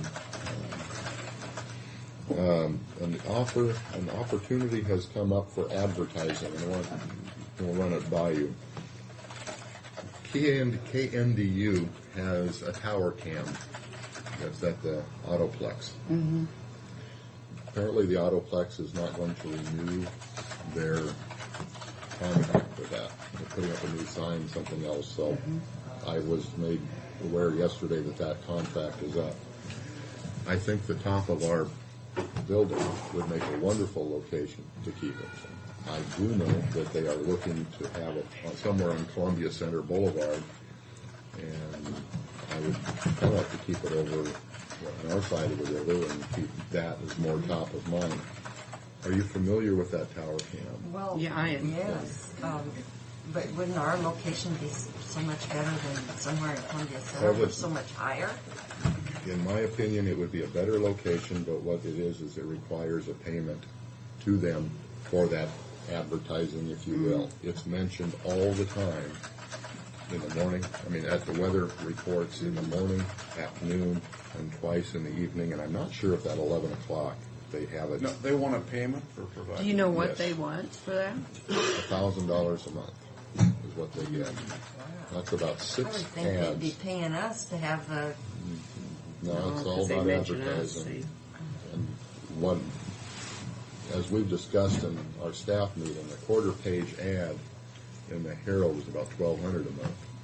Just one. Well, one day. I mean, one day. One ad. One day. Quarter page. Mm-hmm. $1,200. So from a value of advertising, it probably will reach more people. It won't be specific, but it'll be a general top-of-mind situation. And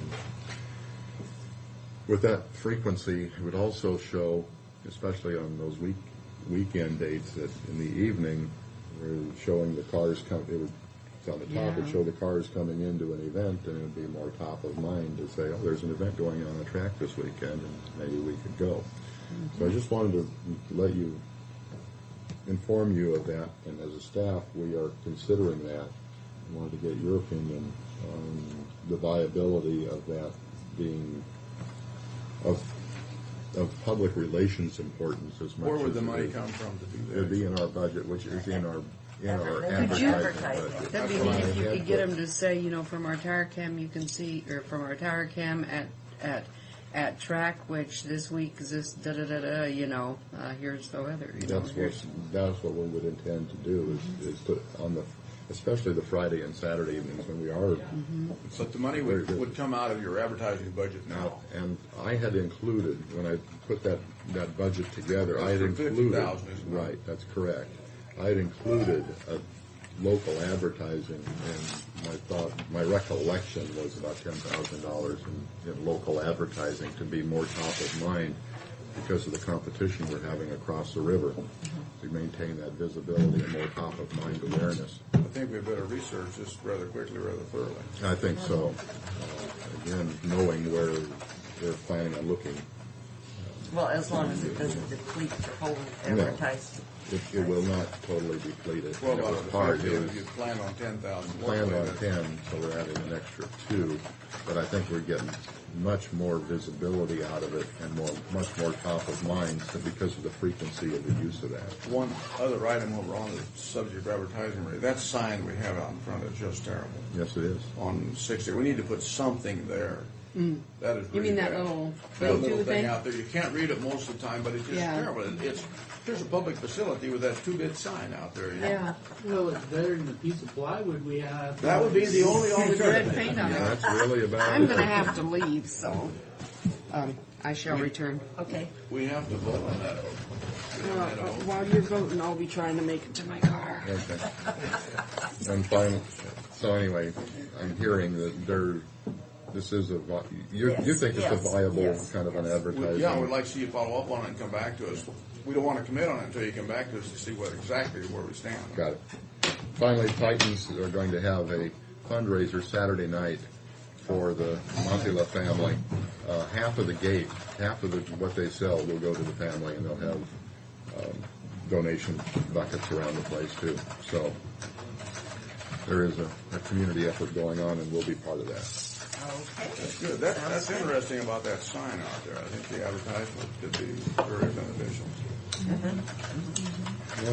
It's the most highly Because it'll rated. show more than just what's going on at track, too. Yeah. Baseball, Whatever. soccer. The new construction that will be going on out front. Well, I'm glad to hear about the wedding situation. Oh my gosh, I can't, I'm getting one wedding ready and the phone's ringing for another. I think we got about 4 or 5 phone calls a day on weddings. So, yeah. Scrounging Well, quinceañeras. And I think... Yeah, those are great because they draw so many people in. Go on. Yeah.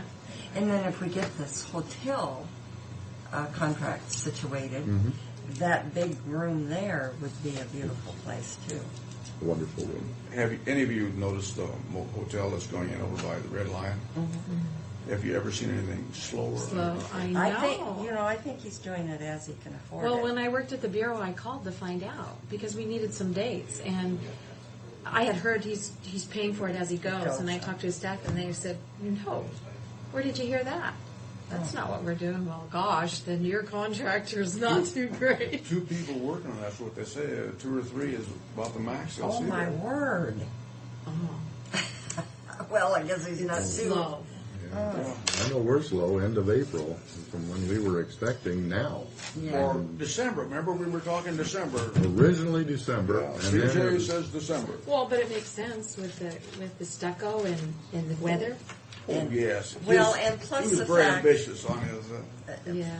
With the workload that the city Inspectors. building inspectors have, they can't always get to the inspectors. But that's really looking nice on the outside now. When they're Yes, Oh, it's going to be beautiful. those poor guys up there, they've been putting in some cold work on it. Well, the heat gets up to the top 2 levels inside, but where it's been cold has been in those lower levels. Well, it's been cold on the outside. On the outside, obviously, yeah. Boy, that's been... Okay. Okay. Well, glad you're on board. Yes, I am too. I love It's it. nice seeing you. Yeah, it's great. So, you weren't at the TriDeck conference yesterday, were you? No, I wasn't. Because they talked about all of this economic development, not one darn mention of track. But then I guess maybe they're thinking present, and we're kind of old. They've already talked about us. Yeah. That's probably the case. we'll If try to you look at all the numbers we're running through there and all the development that's going on in the area, I think we're having some impact on it. Yeah, well, I know. Track's had a tremendous impact in that area. They brought up utilities. Without them, that wouldn't have happened out there. Correct. Okay, thank you. I don't see you on the agenda here. I know, I'm in Fred's spot. Oh, Well,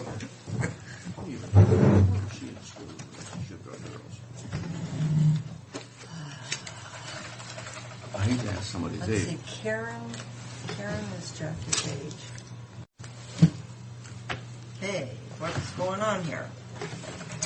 Dan asked to come in on my time to discuss the trip that he's taking to Washington, D.C. for NACO. So I'll turn it over to Dan on that one. And then I have a request that I be allowed to attend that conference also for Homeland Security, but after you chat with Dan, we can talk about what my request is. Well, I just asked to come in and let you know that I'm going on behalf of Waco. They asked me to go, and so my initial thought was to come in and see if there was anything that you wanted me to talk to any of our legislators down there or bring them up to speed or anything maybe you wanted me to bring back. When I was visiting with Fred, and there's a workshop down there on grant writing for Homeland Security. And Fred was talking about the security system for the courthouse, and that might be a good fit if we could go after some of that money. Well, and I was thinking, to continue the security, to have a nice wrought iron fencing around. Well, right now, the courthouse plans are just basically plumbing, for lack of a better word for a security system. The Inside. the security system is not in the bids that are going out right now, which would be your cameras, Yeah, but we're doing all the wiring. Right. No, well, no, we're not doing the wiring. All we're doing is putting in the conduit in, to where when that is affordable, You can be fed in. then it can be fed in, so without going through any destruction of the building to do that. I've been talking with the judges and the security. Well, we haven't had a security meeting on the courthouse for quite a while, but I've been basically promoting that wall that you're talking about with the wrought iron fence. It actually looks very good. It's what they do at the White House, but they did it down at one of the old courthouses in St. Louis when Sue and I had done there. And it really what it is about a 2.5-foot wall, and it has wrought iron on top, about 3-foot black wrought iron. So you're not looking at a massive structure. Basically enclosing the perimeter of the courthouse grounds, not the sidewalks. The sidewalks would be outside this wrought iron, but it's one point of access onto the perimeter, and once you come into the perimeter, then you can actually access the front door, the side doors, any of the doors, but you go through the security at the sidewalk as you come in. Now, if you get to the point where you want to hire security guards to do that there would be somewhat of a guard station appropriately done. That everybody, the parking lots are outside the fence. I mean, people could still they're not hindered by the parking, but they can come to the guard station, which would accommodate them winter and summer, and that's what I would like to go after. If they have Homeland Security money, that's leaning towards the security systems that we've been talking about, rather than locking down every door. I think the details of it can be worked out, but I think it would be well worth the opportunity to go down there to try to secure some of this money, if nothing else, just to get the money to take care of our security systems inside of our courthouse during the reconstruction. So that's my pitch. So it's Well, I think it'd be money well spent. Now, was Sue going to go to NACO this year? Well, Did she put it in the budget to go? Well, she's got more money in the budget for travel on either of those. Okay, So I so- assume she has, yeah. There's the regular NACO conference is in Phoenix in July. Oh, this. This is the legislative. Oh, okay, okay. This is just legislative. Okay. But this is being picked up by the state for you. Yes, Waco's. But she Waco's usually paying our expenses. goes to WSU. I mean, WSU, Washington D.C. Yeah, she didn't. When we were talking about it a little bit earlier today, she didn't say anything about No, attending. she didn't. So that's what. Well, One thing that I wanted to bring up, though, is the deadline to get the early bird registration. It has to be postmarked by today. Now, what I did was I just put it all on a credit card. Submitted my application and faxed it to them on my own credit card. And Waco is going to reimburse me. could you do But that to get the early bird registration? It's $390 if you get it done by today. If it's after today, it goes to $440. Oh, I could do that same thing. I could put it on my card, or I could. And then take that bill over to, or could you get well? We could probably, if you approve it, I'm sure we can get to them today. In fact, I move for approval. Okay, I second. All in favor? Aye. Aye. Okay. Do you want to include the out-of-county travel, then out-of-state travel as the exhibit for that? You can get expense money from the treasurer. You don't have to go home. The out-of-state travel document, the actual form. Oh, yeah. We'll just include that as the exhibit for today. Yes. Okay. Okay. Thanks. So, You betcha. you guys Thanks, all- Fred, for letting me take some of your time.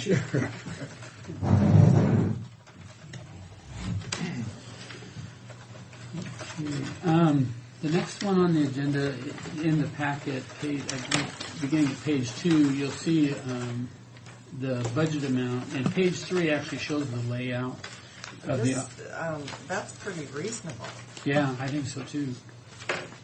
Okay, where, am I looking from the inside the building here? Yes, this is as you walk. The front doors are here. Uh-huh. This is the office doors you walk in, and then Then this is to that skate room. skate room. Yeah. Which we don't even use, do we? Oh yeah. Do we? Oh, yeah. Do they rent skates? Uh-huh. Oh. Yeah. Whenever they have skate, Oh, yeah. open skate, they walk back in there, open up the windows, and they rent skates out of it. Okay. We're actually going to use that room back in there too, to put in a panel for the telephones and the internet. To where we're hoping we can get a toggle switch situation to where if you come in, you want to park, you want telephone, you want internet, and you're in lot 20. You just walk in there and hit lot 20, you toggle it on, and now you have the phone and the internet accessible at that lot. So And we'll then be we charge extra for that? yes. We haven't got all that detailed worked out. But it's possible, so it won't be on for every space Right. all the time. Right. They have to request it. Mhm. And we're kind of throwing that back and forth too. I mean, we're not really set on anything at this point. We need to talk about the rent structures. It might be one of those situations to where, you know, if you come to our park, this is what you have and this is what the rate is. But once everybody's left, you know, you turn it all off so you don't get somebody just coming in there and accessing the system. If, you know, Yeah, yeah. you know, Okay. depth of whatever use we have out there. And, you know, not to go too far, well, anyway, we'll come in and discuss Now, rent this counter thing, it's not gonna be high, is it? It will probably be Desk high? a little higher than that. It will be your typical counter height because you'll want the public who is coming in to rent do whatever, they'll actually come up to the counter. Where's the money? What fund, Fred? That will be coming out of the funds that we had from the bond funds. Yeah, the .08 bond money that we had. It doesn't take much to do that, so, yeah. No, it doesn't. And, you know, the money's in the budget, so. I move for approval. Second. Aye. All in favor? Aye. Okay. Courthouse restoration budget. Okay. I'm just before you start on that, Fred, maybe Neva's up on this, but when we were down at the annex the other day looking at it, there's some things that have to be done outside of that. Oh, yeah. Rather, and I was wondering about that, Fred, on that marble.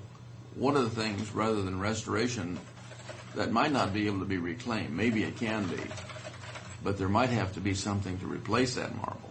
I thought you kind of had a nice. I thought we'd get some consultant down there to take a look at it, And get his opinion on but the idea of doing stripping, you know, an appropriate type of a strip, you might be able to get a marble appearance strip to where you can just put strips on the building all the way through that marbling with the same color, and They it might did. look like it would. The city did such a terrible job. They put those strips of metal in 2 or 3 places, and they're bent over from the top. It looks Oh, awful. it's awful. Yeah. But, I mean, either it has to come down One of and the other. re-stuccoed, or stuccoed. And, you know. That might even look better for that- it to come down. It might. You know, really, and it would match. Because I don't have any. I don't. You know, they've got the marble in front, and they skip a spot, and they go around on the side, and they have it again. If that Yeah, thing I just would- came out of there, period, and they And then- restuccoed And it, then stucco it. Yeah, that stucco looks good. that really looked nice. I think that would look better. I think it would probably be a heck of a lot cheaper. Probably a lot cheaper than trying to reclaim that And stuff. we could probably salvage that marble. Or probably- maybe they could use it in the courthouse someplace. But even if they couldn't, it would sure make that look a lot nicer down there, I think. Just get. Yeah, we. Something's got to be done because it's awful the way it is. It looks but- terrible, yeah. Yeah. So I bet you, I just didn't have it stuccoed. Okay. Yeah, I would support that. You bet. Well, it sounds like it's going to get stuck with. Okay, you know, I came back in earlier, a few weeks back, a month ago, and showed that the before you get going and I interrupt you, exactly how much money do we have for construction? should be in this. Right.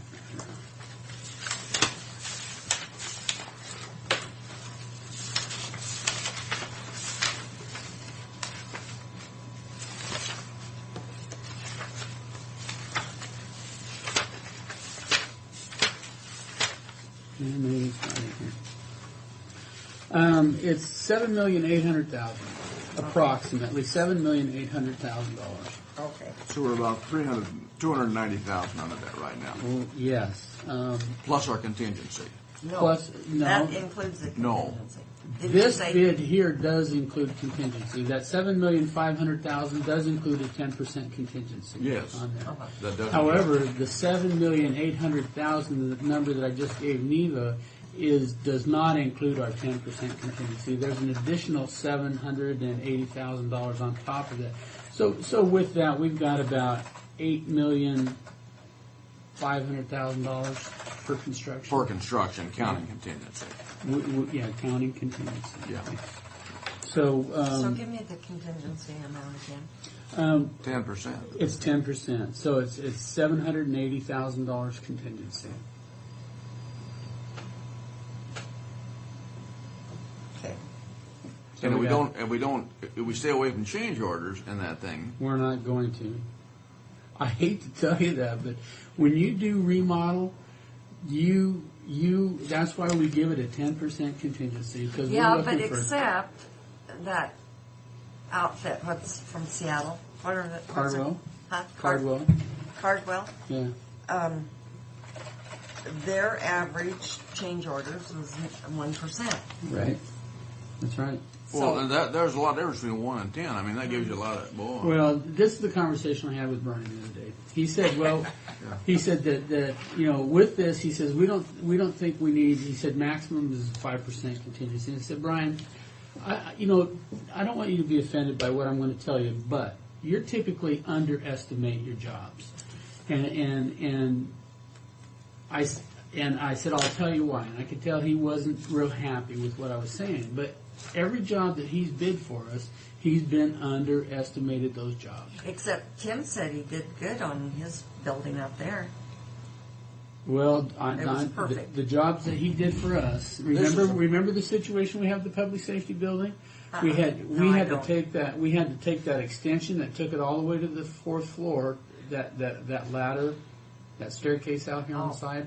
We had to knock that off, and we had to take off a $250,000 or $150,000 re-roof on that because he underestimated that bid. And we still got to do the re-roof. And we still have to do the re-roof. Yes. So. But and I realize this is a real complicated deal in here. It's not simple because you start coming into an old facility like this. But when I say I hope we can stay away from it, if we just can stay away from those change orders. Well, and this is not a bid. This is an estimate. Staying away from change orders, as long as you guys don't change your minds, that's how you can stay away from change orders. You know how stable we are, Fred. God. But what'll happen now? It's going to happen as soon as the contractor comes in here. We budgeted $255,000 for asbestos and lead. That's what we could find. Well, we're going to be hard pressed to stay with that. I might be completely wrong, but I just don't want to give the appearance that I think we're in good shape. But asbestos and lead, Fred, there's no way you can beat that. You've got to do it. You have to do it. You have to do it. But these other things are, Well, when you start tearing apart walls and you start doing remodel, it's just like everything else in remodel. Well, it's just, like you keep digging. the difference in the bid. If they tore out these walls and went to replaster, did we want the original lathe plaster, or what did you call it? It's kind of it's a wallboard. It's called a. And I said, who cares when it's underneath? Well, do it the cheapest way. We don't have.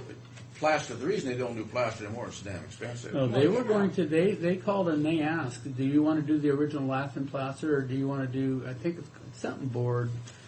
It's a concrete plaster, board. Nobody does it anymore. Everybody does wallboard. But the We're architect. restoring this, Right. and so they wondered. I'd say go to wallboard. Yeah. Well, yeah, it's That a was concrete. my reaction. It's a concrete board, which is going to save about a third. Oh yeah, wallboard is it's better. It's better than Latham plaster. It's probably better on fire protection. Oh yeah. Yeah. Because Yes, there's absolutely. there's nothing to burn on a concrete board. Uh-huh. But anyway, I think that's we're an in pretty example. good shape. But I don't want to just. I just. Right now we look like we're in pretty good shape, and that's just the way I want to keep it. But he's got it broken down, but boy, this is hard to read, Fred. Oh, yeah. Well, you have to be involved in all this in order to understand. And you have to have it explained to you. You're not going to know. Well, it breaks it all down to the different areas that This they is did the bids and stuff. exterior utilities. But you can't hardly site. read it, Fred.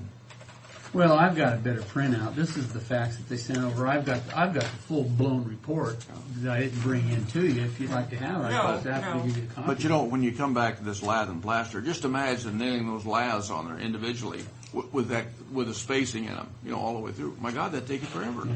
Well, they might not have to. Well, they have nail guns now. They'd probably come in, anymore. They wouldn't do the individual lath. It probably comes in sheets, maybe. It comes in sheets. It probably, it's all wired together, just like your tile when you get the little tiny pieces, but you get 1x1 tiles. But you still have to tack each one of them in. And you have to do that with wallboard too, but your sheets are bigger and you got better. 4x8 sheets of that stuff. So it's like anyway, plywood. it's the wallboard's going up, the concrete board's going up, the lath and plaster isn't going up. Yeah. So. If they have they want a good taper on it too. A good taper is the key on that. We've got a net. You got to tape the joints. No, not with no. It's concreted in. That's You what don't put you don't physically put tape. No, on it. but you It's got grouted to in. mud it in. Right, it's all grouted Call it in. taping, but your old wallboard you had to tape it, but you still had to mud it.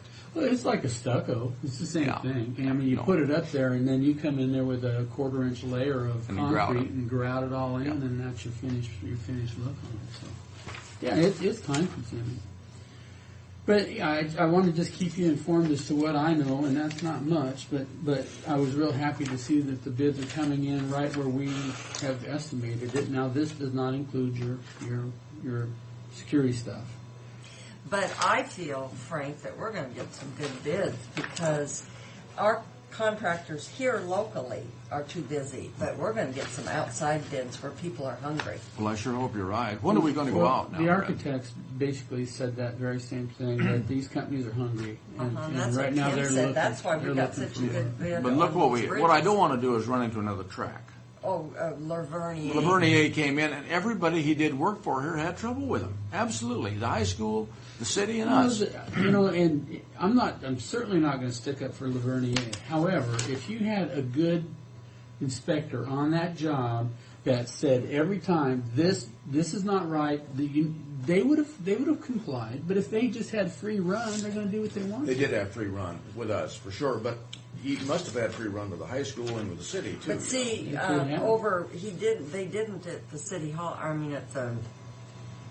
High school?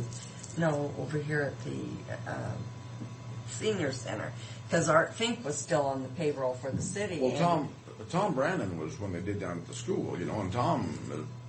You can head up a lot of problems, right, during construction. Yeah. If you're not there during Art construction, was you're there, asking just for Johnny trouble. on the spot, and they didn't get away with anything. He's an old shop teacher. Yeah.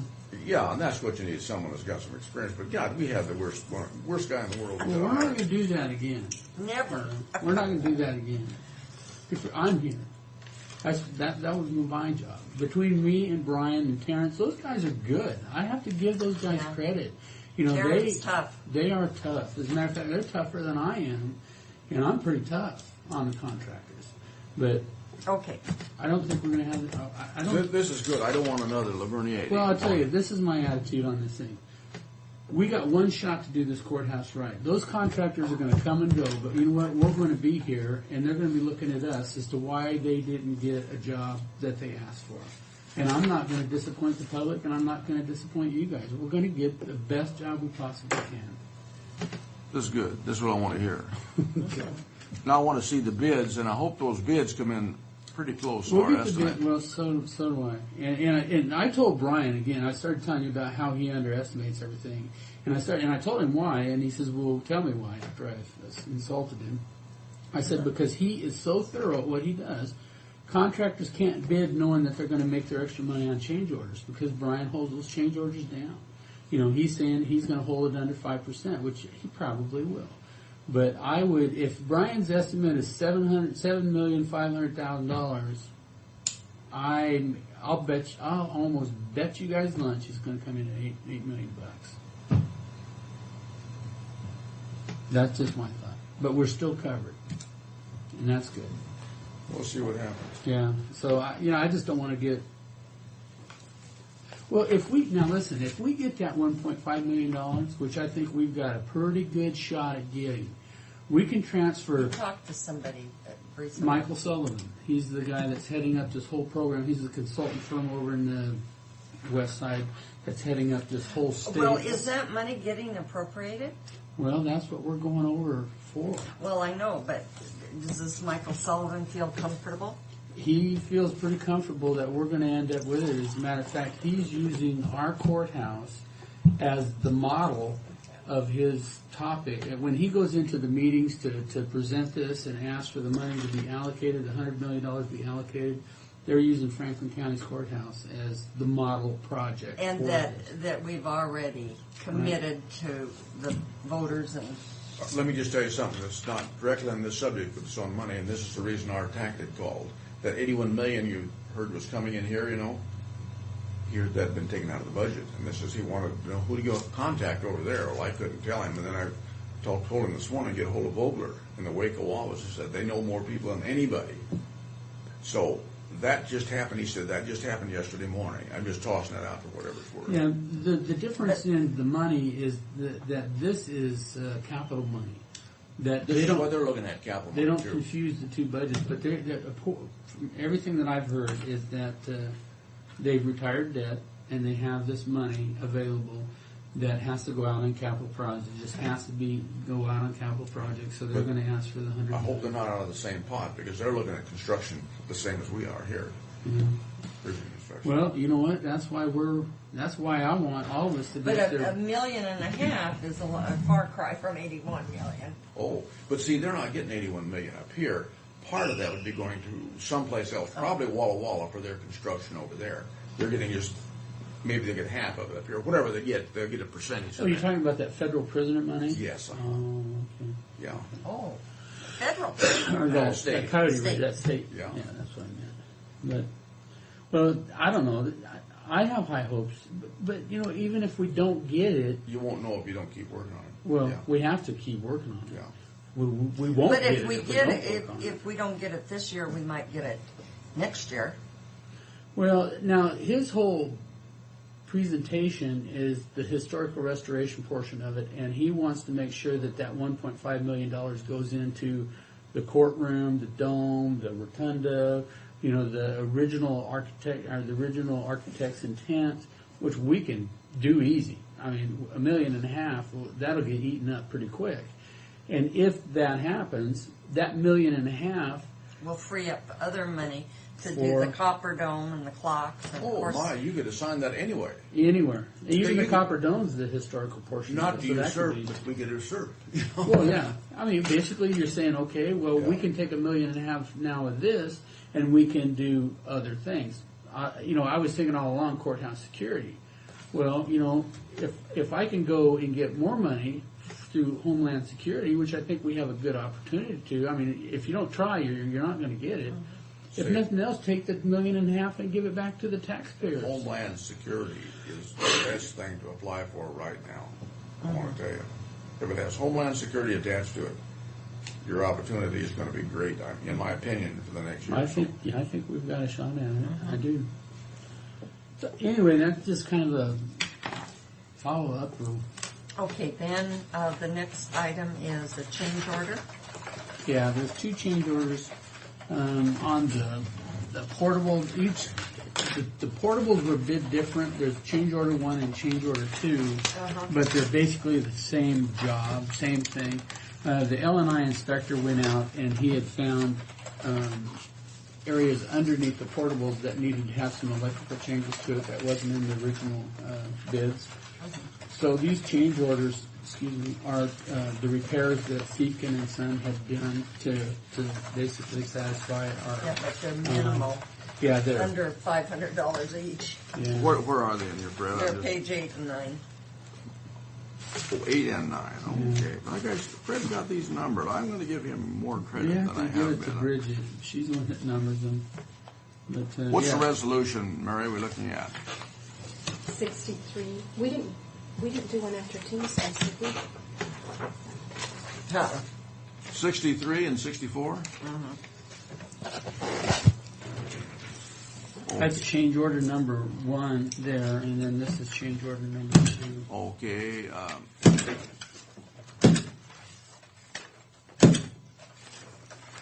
I move for the approval of change order 0463 as specified. Second. All in favor? Aye.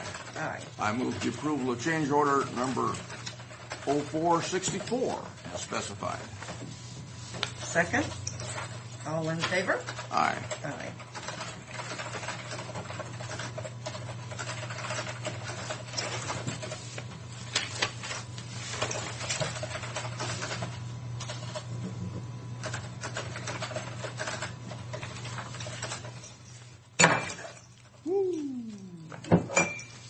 Right.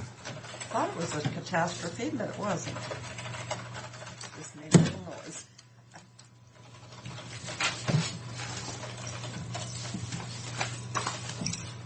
I guess a better sound.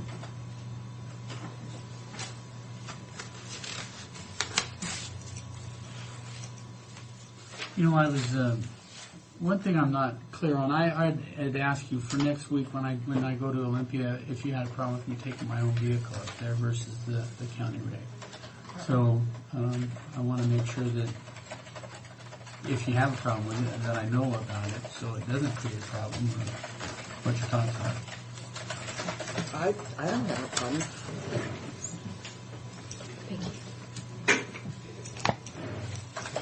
Do you? No. I mean, you just do the reimbursement Just get mileage. on the gas. Get mileage. So. The way it is with them.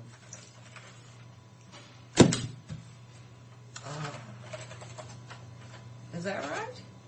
64. 64 and, what is it, I'm 64 doing- and 65? No, 63 and 63. Gosh, how come it flipped over? Okay, I'm gonna do above and you're gonna have to white it out. White it out. Sorry, Mary. That's fine. I'm glad you do it, but I don't have to actually. Pat was just having a good time on that back desk, wasn't she? You give her that job? Well, Sharon came back for them. Benton County wouldn't process the checks until they had it physically in hand. Oh, God, I tell you that outfit over there.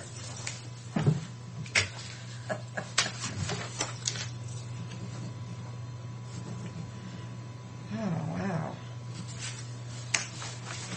Can we meet with Zona for a little bit? Frank? I don't care. However you. Does she need to meet with us today? I think so, doesn't she? We've skipped her totally. I know we have, and And Pat needs to see you. okay, before what you is Superior Tree doing? Okay. Because I don't like them. Well, they were the lowest bid. I don't want to go too far here. I don't know if you know that tree fell apart out here on the north side. Yeah, yesterday when the wind came up, it just opened that tree right up, and there's branches busted down, pretty good branches. And actually, I went out and I took a look at it, and that tree is just nasty. And so I'm here to ask if you are willing to allow us to take the tree out of there completely. It was cracked down for, there's no point trying to keep it. Well, it's I'm sorry, the one half side of it busted down. The rest of it's still standing, but the branches are so out of proportion, it just looks terrible. Take it out. Yeah. And Superior Tree, where we had a couple tree companies come in and bid what it would take to take and stump the tree out, and Superior is the one. So basically, all I'm asking for is that we can move forward on getting that tree removed. Yeah, what are they going to charge? $7.95. Is that the? Yeah. And I don't have a resolution for it. And they'll grind up the stump and the whole bit. I'll make sure that that's all done with that. It says one large blue spruce and stump removed, clean up brush, cut up all wood into firewood length and leave at job site. What page are you on? 10. How do you know that I found out it was Superior? I was Tree? looking, I was going through I'm, trying to figure out what. I move for approval. Second.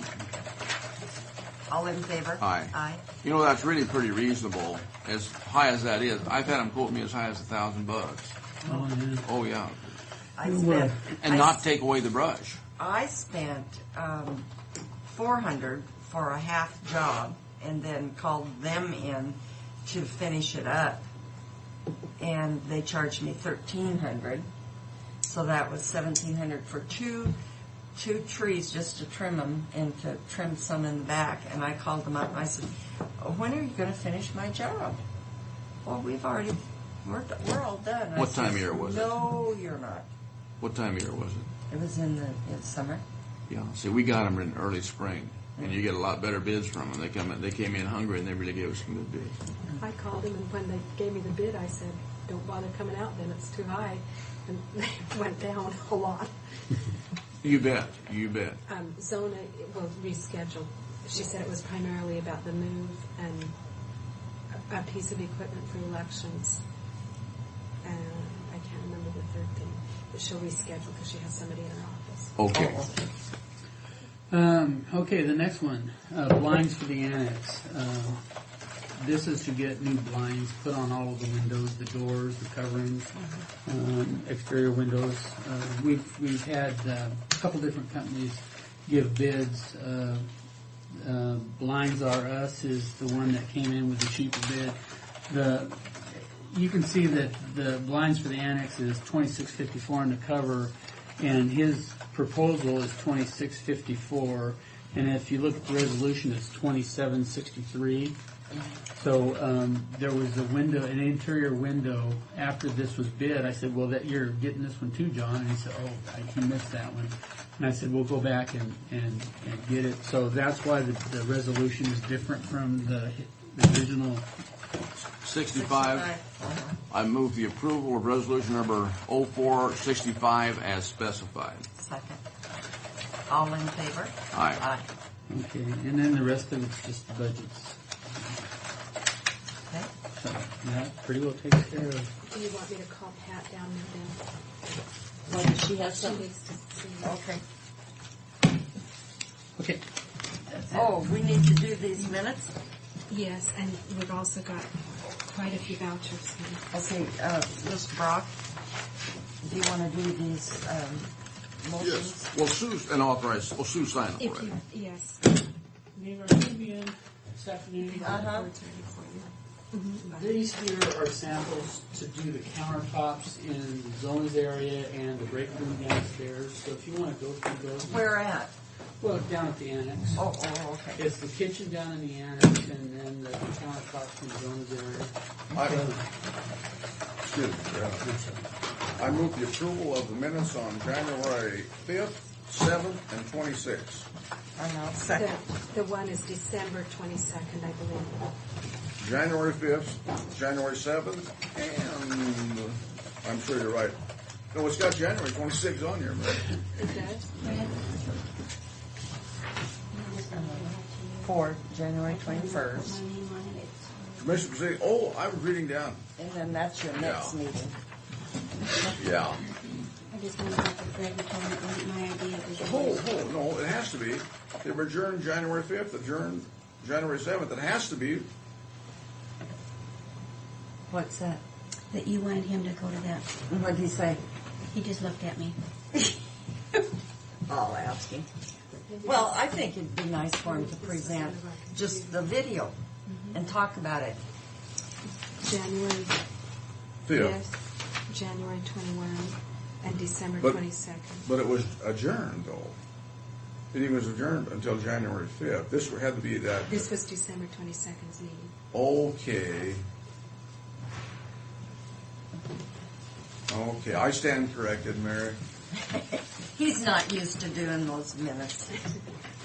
A minute. I move the approval of the minutes, January 21st, December 22nd, and January 5th. Did I have it right? Yes. Okay. Second. Aye. Aye. Did you already make a motion for all those? No, we haven't No, made they're the in motion. the computer. all Frank, of if you those. want to sign stuff when you come back, it's okay. If you don't want to take time to sign That's now. all right. I have one more too before you go. This was a long day for you guys. Well, yeah, we got hung up with Klashke. It took more time. What do we, At least half an hour. oh, that does, And then Port of Pasco took at least half an hour, I believe. Yeah, but I was watching that because I knew that the prosecutor wasn't coming in. So, and then Ray, I don't know. And we missed Zona. So we missed, we missed half an Zona. hour. I kept Yeah. thinking we'd squeeze her in. but I thought it was important that we have Toomey come in and talk to Oh, us. yeah, I'm glad you did. I just assumed that was in conjunction with Toomey because he's part of the chamber. Yeah.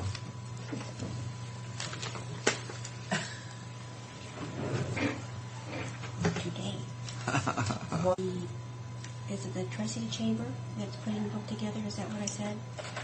I guess you wanted the picture. Everybody wants a They picture of me, They Pat. want a picture of all the commissioners. They're putting a book together with all the pictures of all the commissioners from Benton County, Franklin County, and various. Do you have a picture of me? I do. A Ah. very nice one. Where?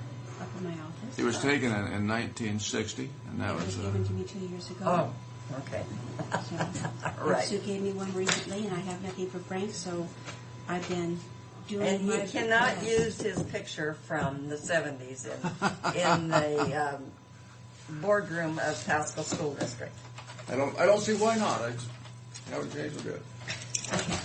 And I wanted to remind Sue and you, but Sue's already gone, of your meeting because it's not on your agenda for today. Yeah. Okay, I'm 1:30. Yeah. And Sue said that she would be agreeable to whatever you decided to do as far as flying out. I gave you each a piece of paper showing somewhere in your...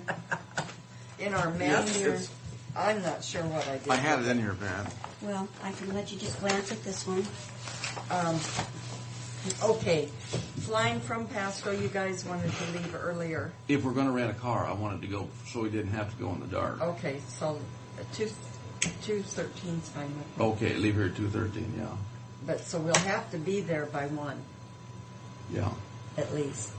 Okay, and that's on what? I don't know, February 4th? 4. Okay. Yeah. Because I Yeah. have leaving noon.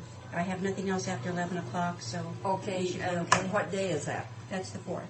Wednesday. That's on a I'm Wednesday. sorry. That's a board day. Board day. Okay, Yeah. Wednesday the 4th, all right. So that's fine with me. Then we're going to get a car, and Yeah. then Now here, coming back. Coming back, This I is need what- to- yeah, coming back is All the right, problem. where's my thing for our schedule? I think I have it here, Andy. unless somebody wants to go separately, we pretty much have to all agree to come at the same time. And Sue said she will agree with whatever you two agree with. I don't care. I thought I had my schedule right handy. You know, that you give us for meeting with our legislators. Well, that's in the morning, so that's all taken No, care of. we got some in the afternoon. Yeah. And so that's that what right? I I had- wanted to... You start at 8:30, and the last one is 2:45 with Senator Sheehan. Well, why don't we can come back this afternoon and look at that. We'll be back here this afternoon. Yeah, okay. But, okay, if we got done at, would you say 2:15? You get done. You meet with Senator Sheehan at 2:45, but I wasn't sure if you were going to go to the legislative reception at all. Well, I think we're going to skip that. That's fine with me. That's fine with me. Because if we, 2:45, 2:45. we'll only have 15 minutes probably. And so, say 3 o'clock, 3 o'clock. and it only takes an hour to drive up there. About an hour, yeah. So, we'd get there at 4, and I'm sure we could make it. You want to take the 5 o'clock one? Or Is do that you what it want to go to the reception and go to on the 7:57? I don't care. Whatever you guys want to do is fine with me. It might be nice for us to do our own reception to make an appearance.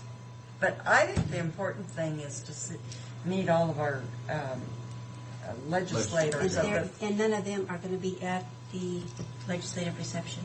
I don't think so. I was told that they weren't. They're going to the one with the Alliance of Chambers one. Yeah. The chamber one, so, Well, this is not too bad though, even if we go with there, what time does that reception start? 5. It starts at 5:30. It's over at 7. Yeah, but if we just went for 15 minutes. And we still have the option, worst case scenario, you still catch that 11:06 plane. So do you want me to schedule you for the what, the 7 one? The 7:57? If we miss it though, we still can pick up the 11:06, yeah. Okay. Sue would prefer coming home earlier. Yeah, she would. And I said, well. That's fine. She said, I can't imagine Frank coming home at 11. That's and what I she said. I said, well. Okay, 7:57 and the 2:13 one. It doesn't make any difference. Well, I just needed to come home. And Mr. Brock, Yeah. I need to know whether you are still planning on attending that. I sent Sue's in, and she has since changed her mind today. What is that? Well, I need to know. Did I say no? You said no. Actually, you're gone. Why do you have It's to on the make? 9th. When do you have to let them know, Pat? Well, since probably as soon as you can make up your mind so they can plan on how many people will be there. It doesn't give me a definite date on when I have to respond. The regional development, economic development forum and training. Neva's gone. Sue said she wanted to go, so I signed her up, and then she looked at it today and she said no, she didn't want to go. Okay. And I have no board meeting scheduled unless you just want to have a day off and. Well, let me think about it, Pat. I'll let you know before tomorrow, or by tomorrow, Okay, and I will get a picture today. thank you. And She's a hard taskmaster. Oh.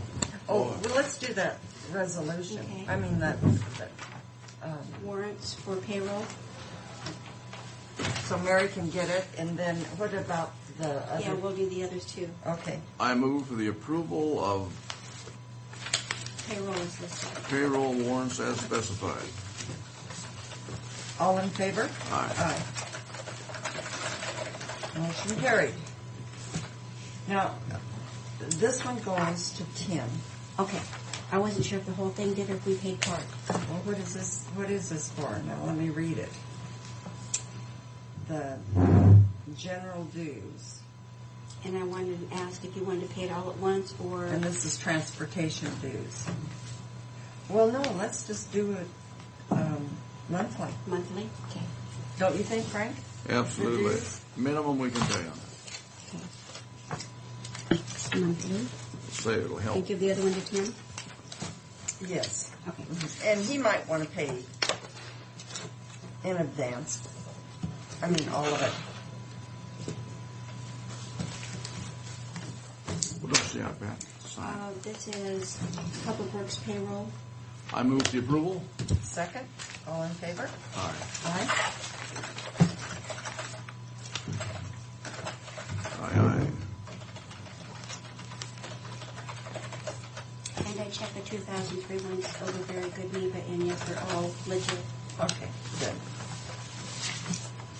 We took the one out that Bridget talked to you about and put it, Oh, yeah. so that was taken care of. I hope she watches that for this year, but then I'll be signing the vouchers, so I'll be bird dogging it. She, Is the top number on that $726.97? For the, The one you just handed Mr. Brock, the cover sheet. oh, the cover sheet? What about it? Is the top yes, number? 726. She's got it already in I move for approval. the vouchers. Okay, all in favor? Aye. I'll second all in favor. Okay. We don't sign on these anymore? Yeah. Didn't I sign? I signed one? Yeah, you signed this part. I thought I signed. Yeah, there it is. And then. I Oh, think there's this another is spot. one right here.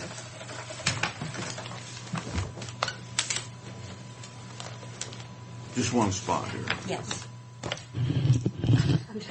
I just gotta make sure I get them all done. So- And we've already. And it passed through the times. This.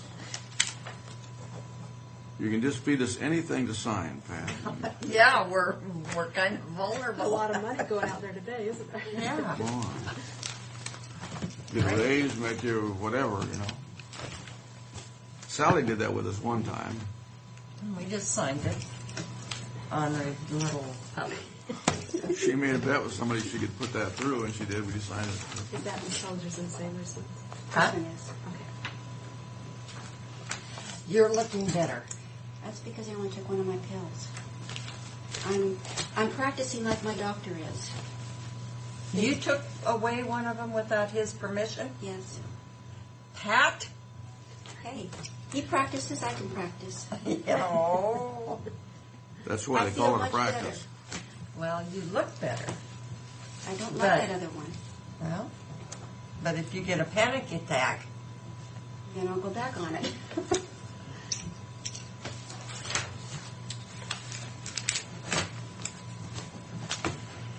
Take 3 then, huh? that'll kill her. I'll sleep for a week, not just a weekend. But you did this when you broke your elbow, didn't you? You Mhm. said. But nothing this severe. It was just like a couple of nights, no big deal.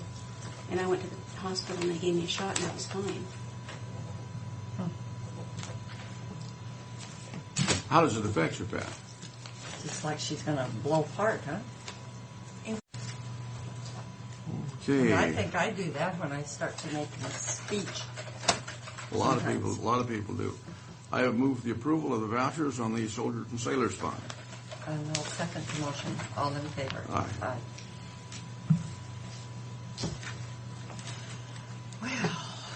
Now, I hate to do this to you, but you're on a roll, right? Yeah, gosh, I won't be able.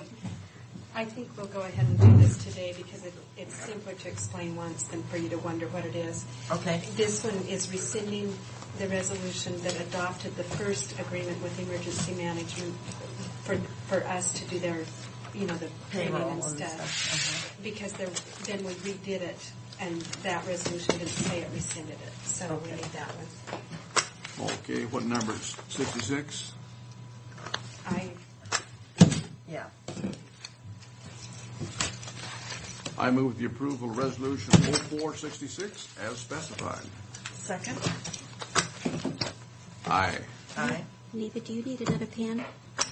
Yeah, I don't know. What I've been looking. Give her I mine. think Sue's probably got 2 in her drawer. She's not here to defend herself.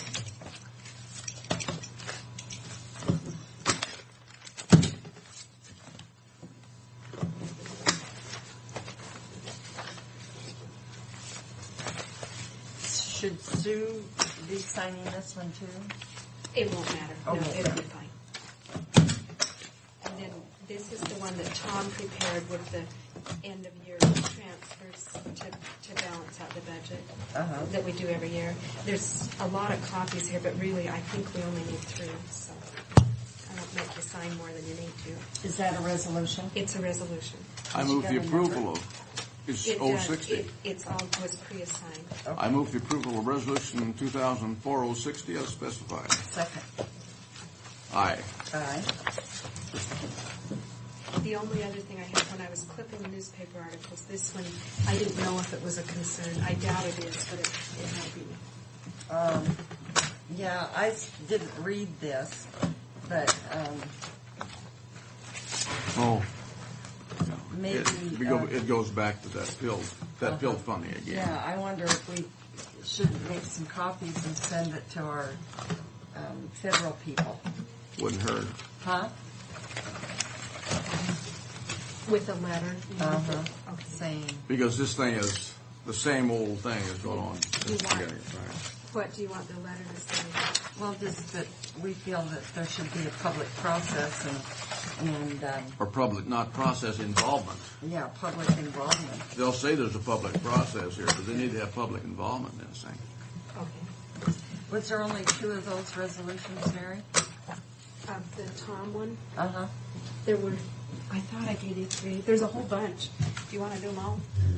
No. Well, I don't know. I just handed 2 there, but Well, I must have just only picked up 2 instead of I only had 2 that I recall. I'm sorry. I could got them Well, I sure got a mess on my desk, don't I? No, you need to sign. We'll just sign later. You need to sign those. I need to make sure this was. Okay.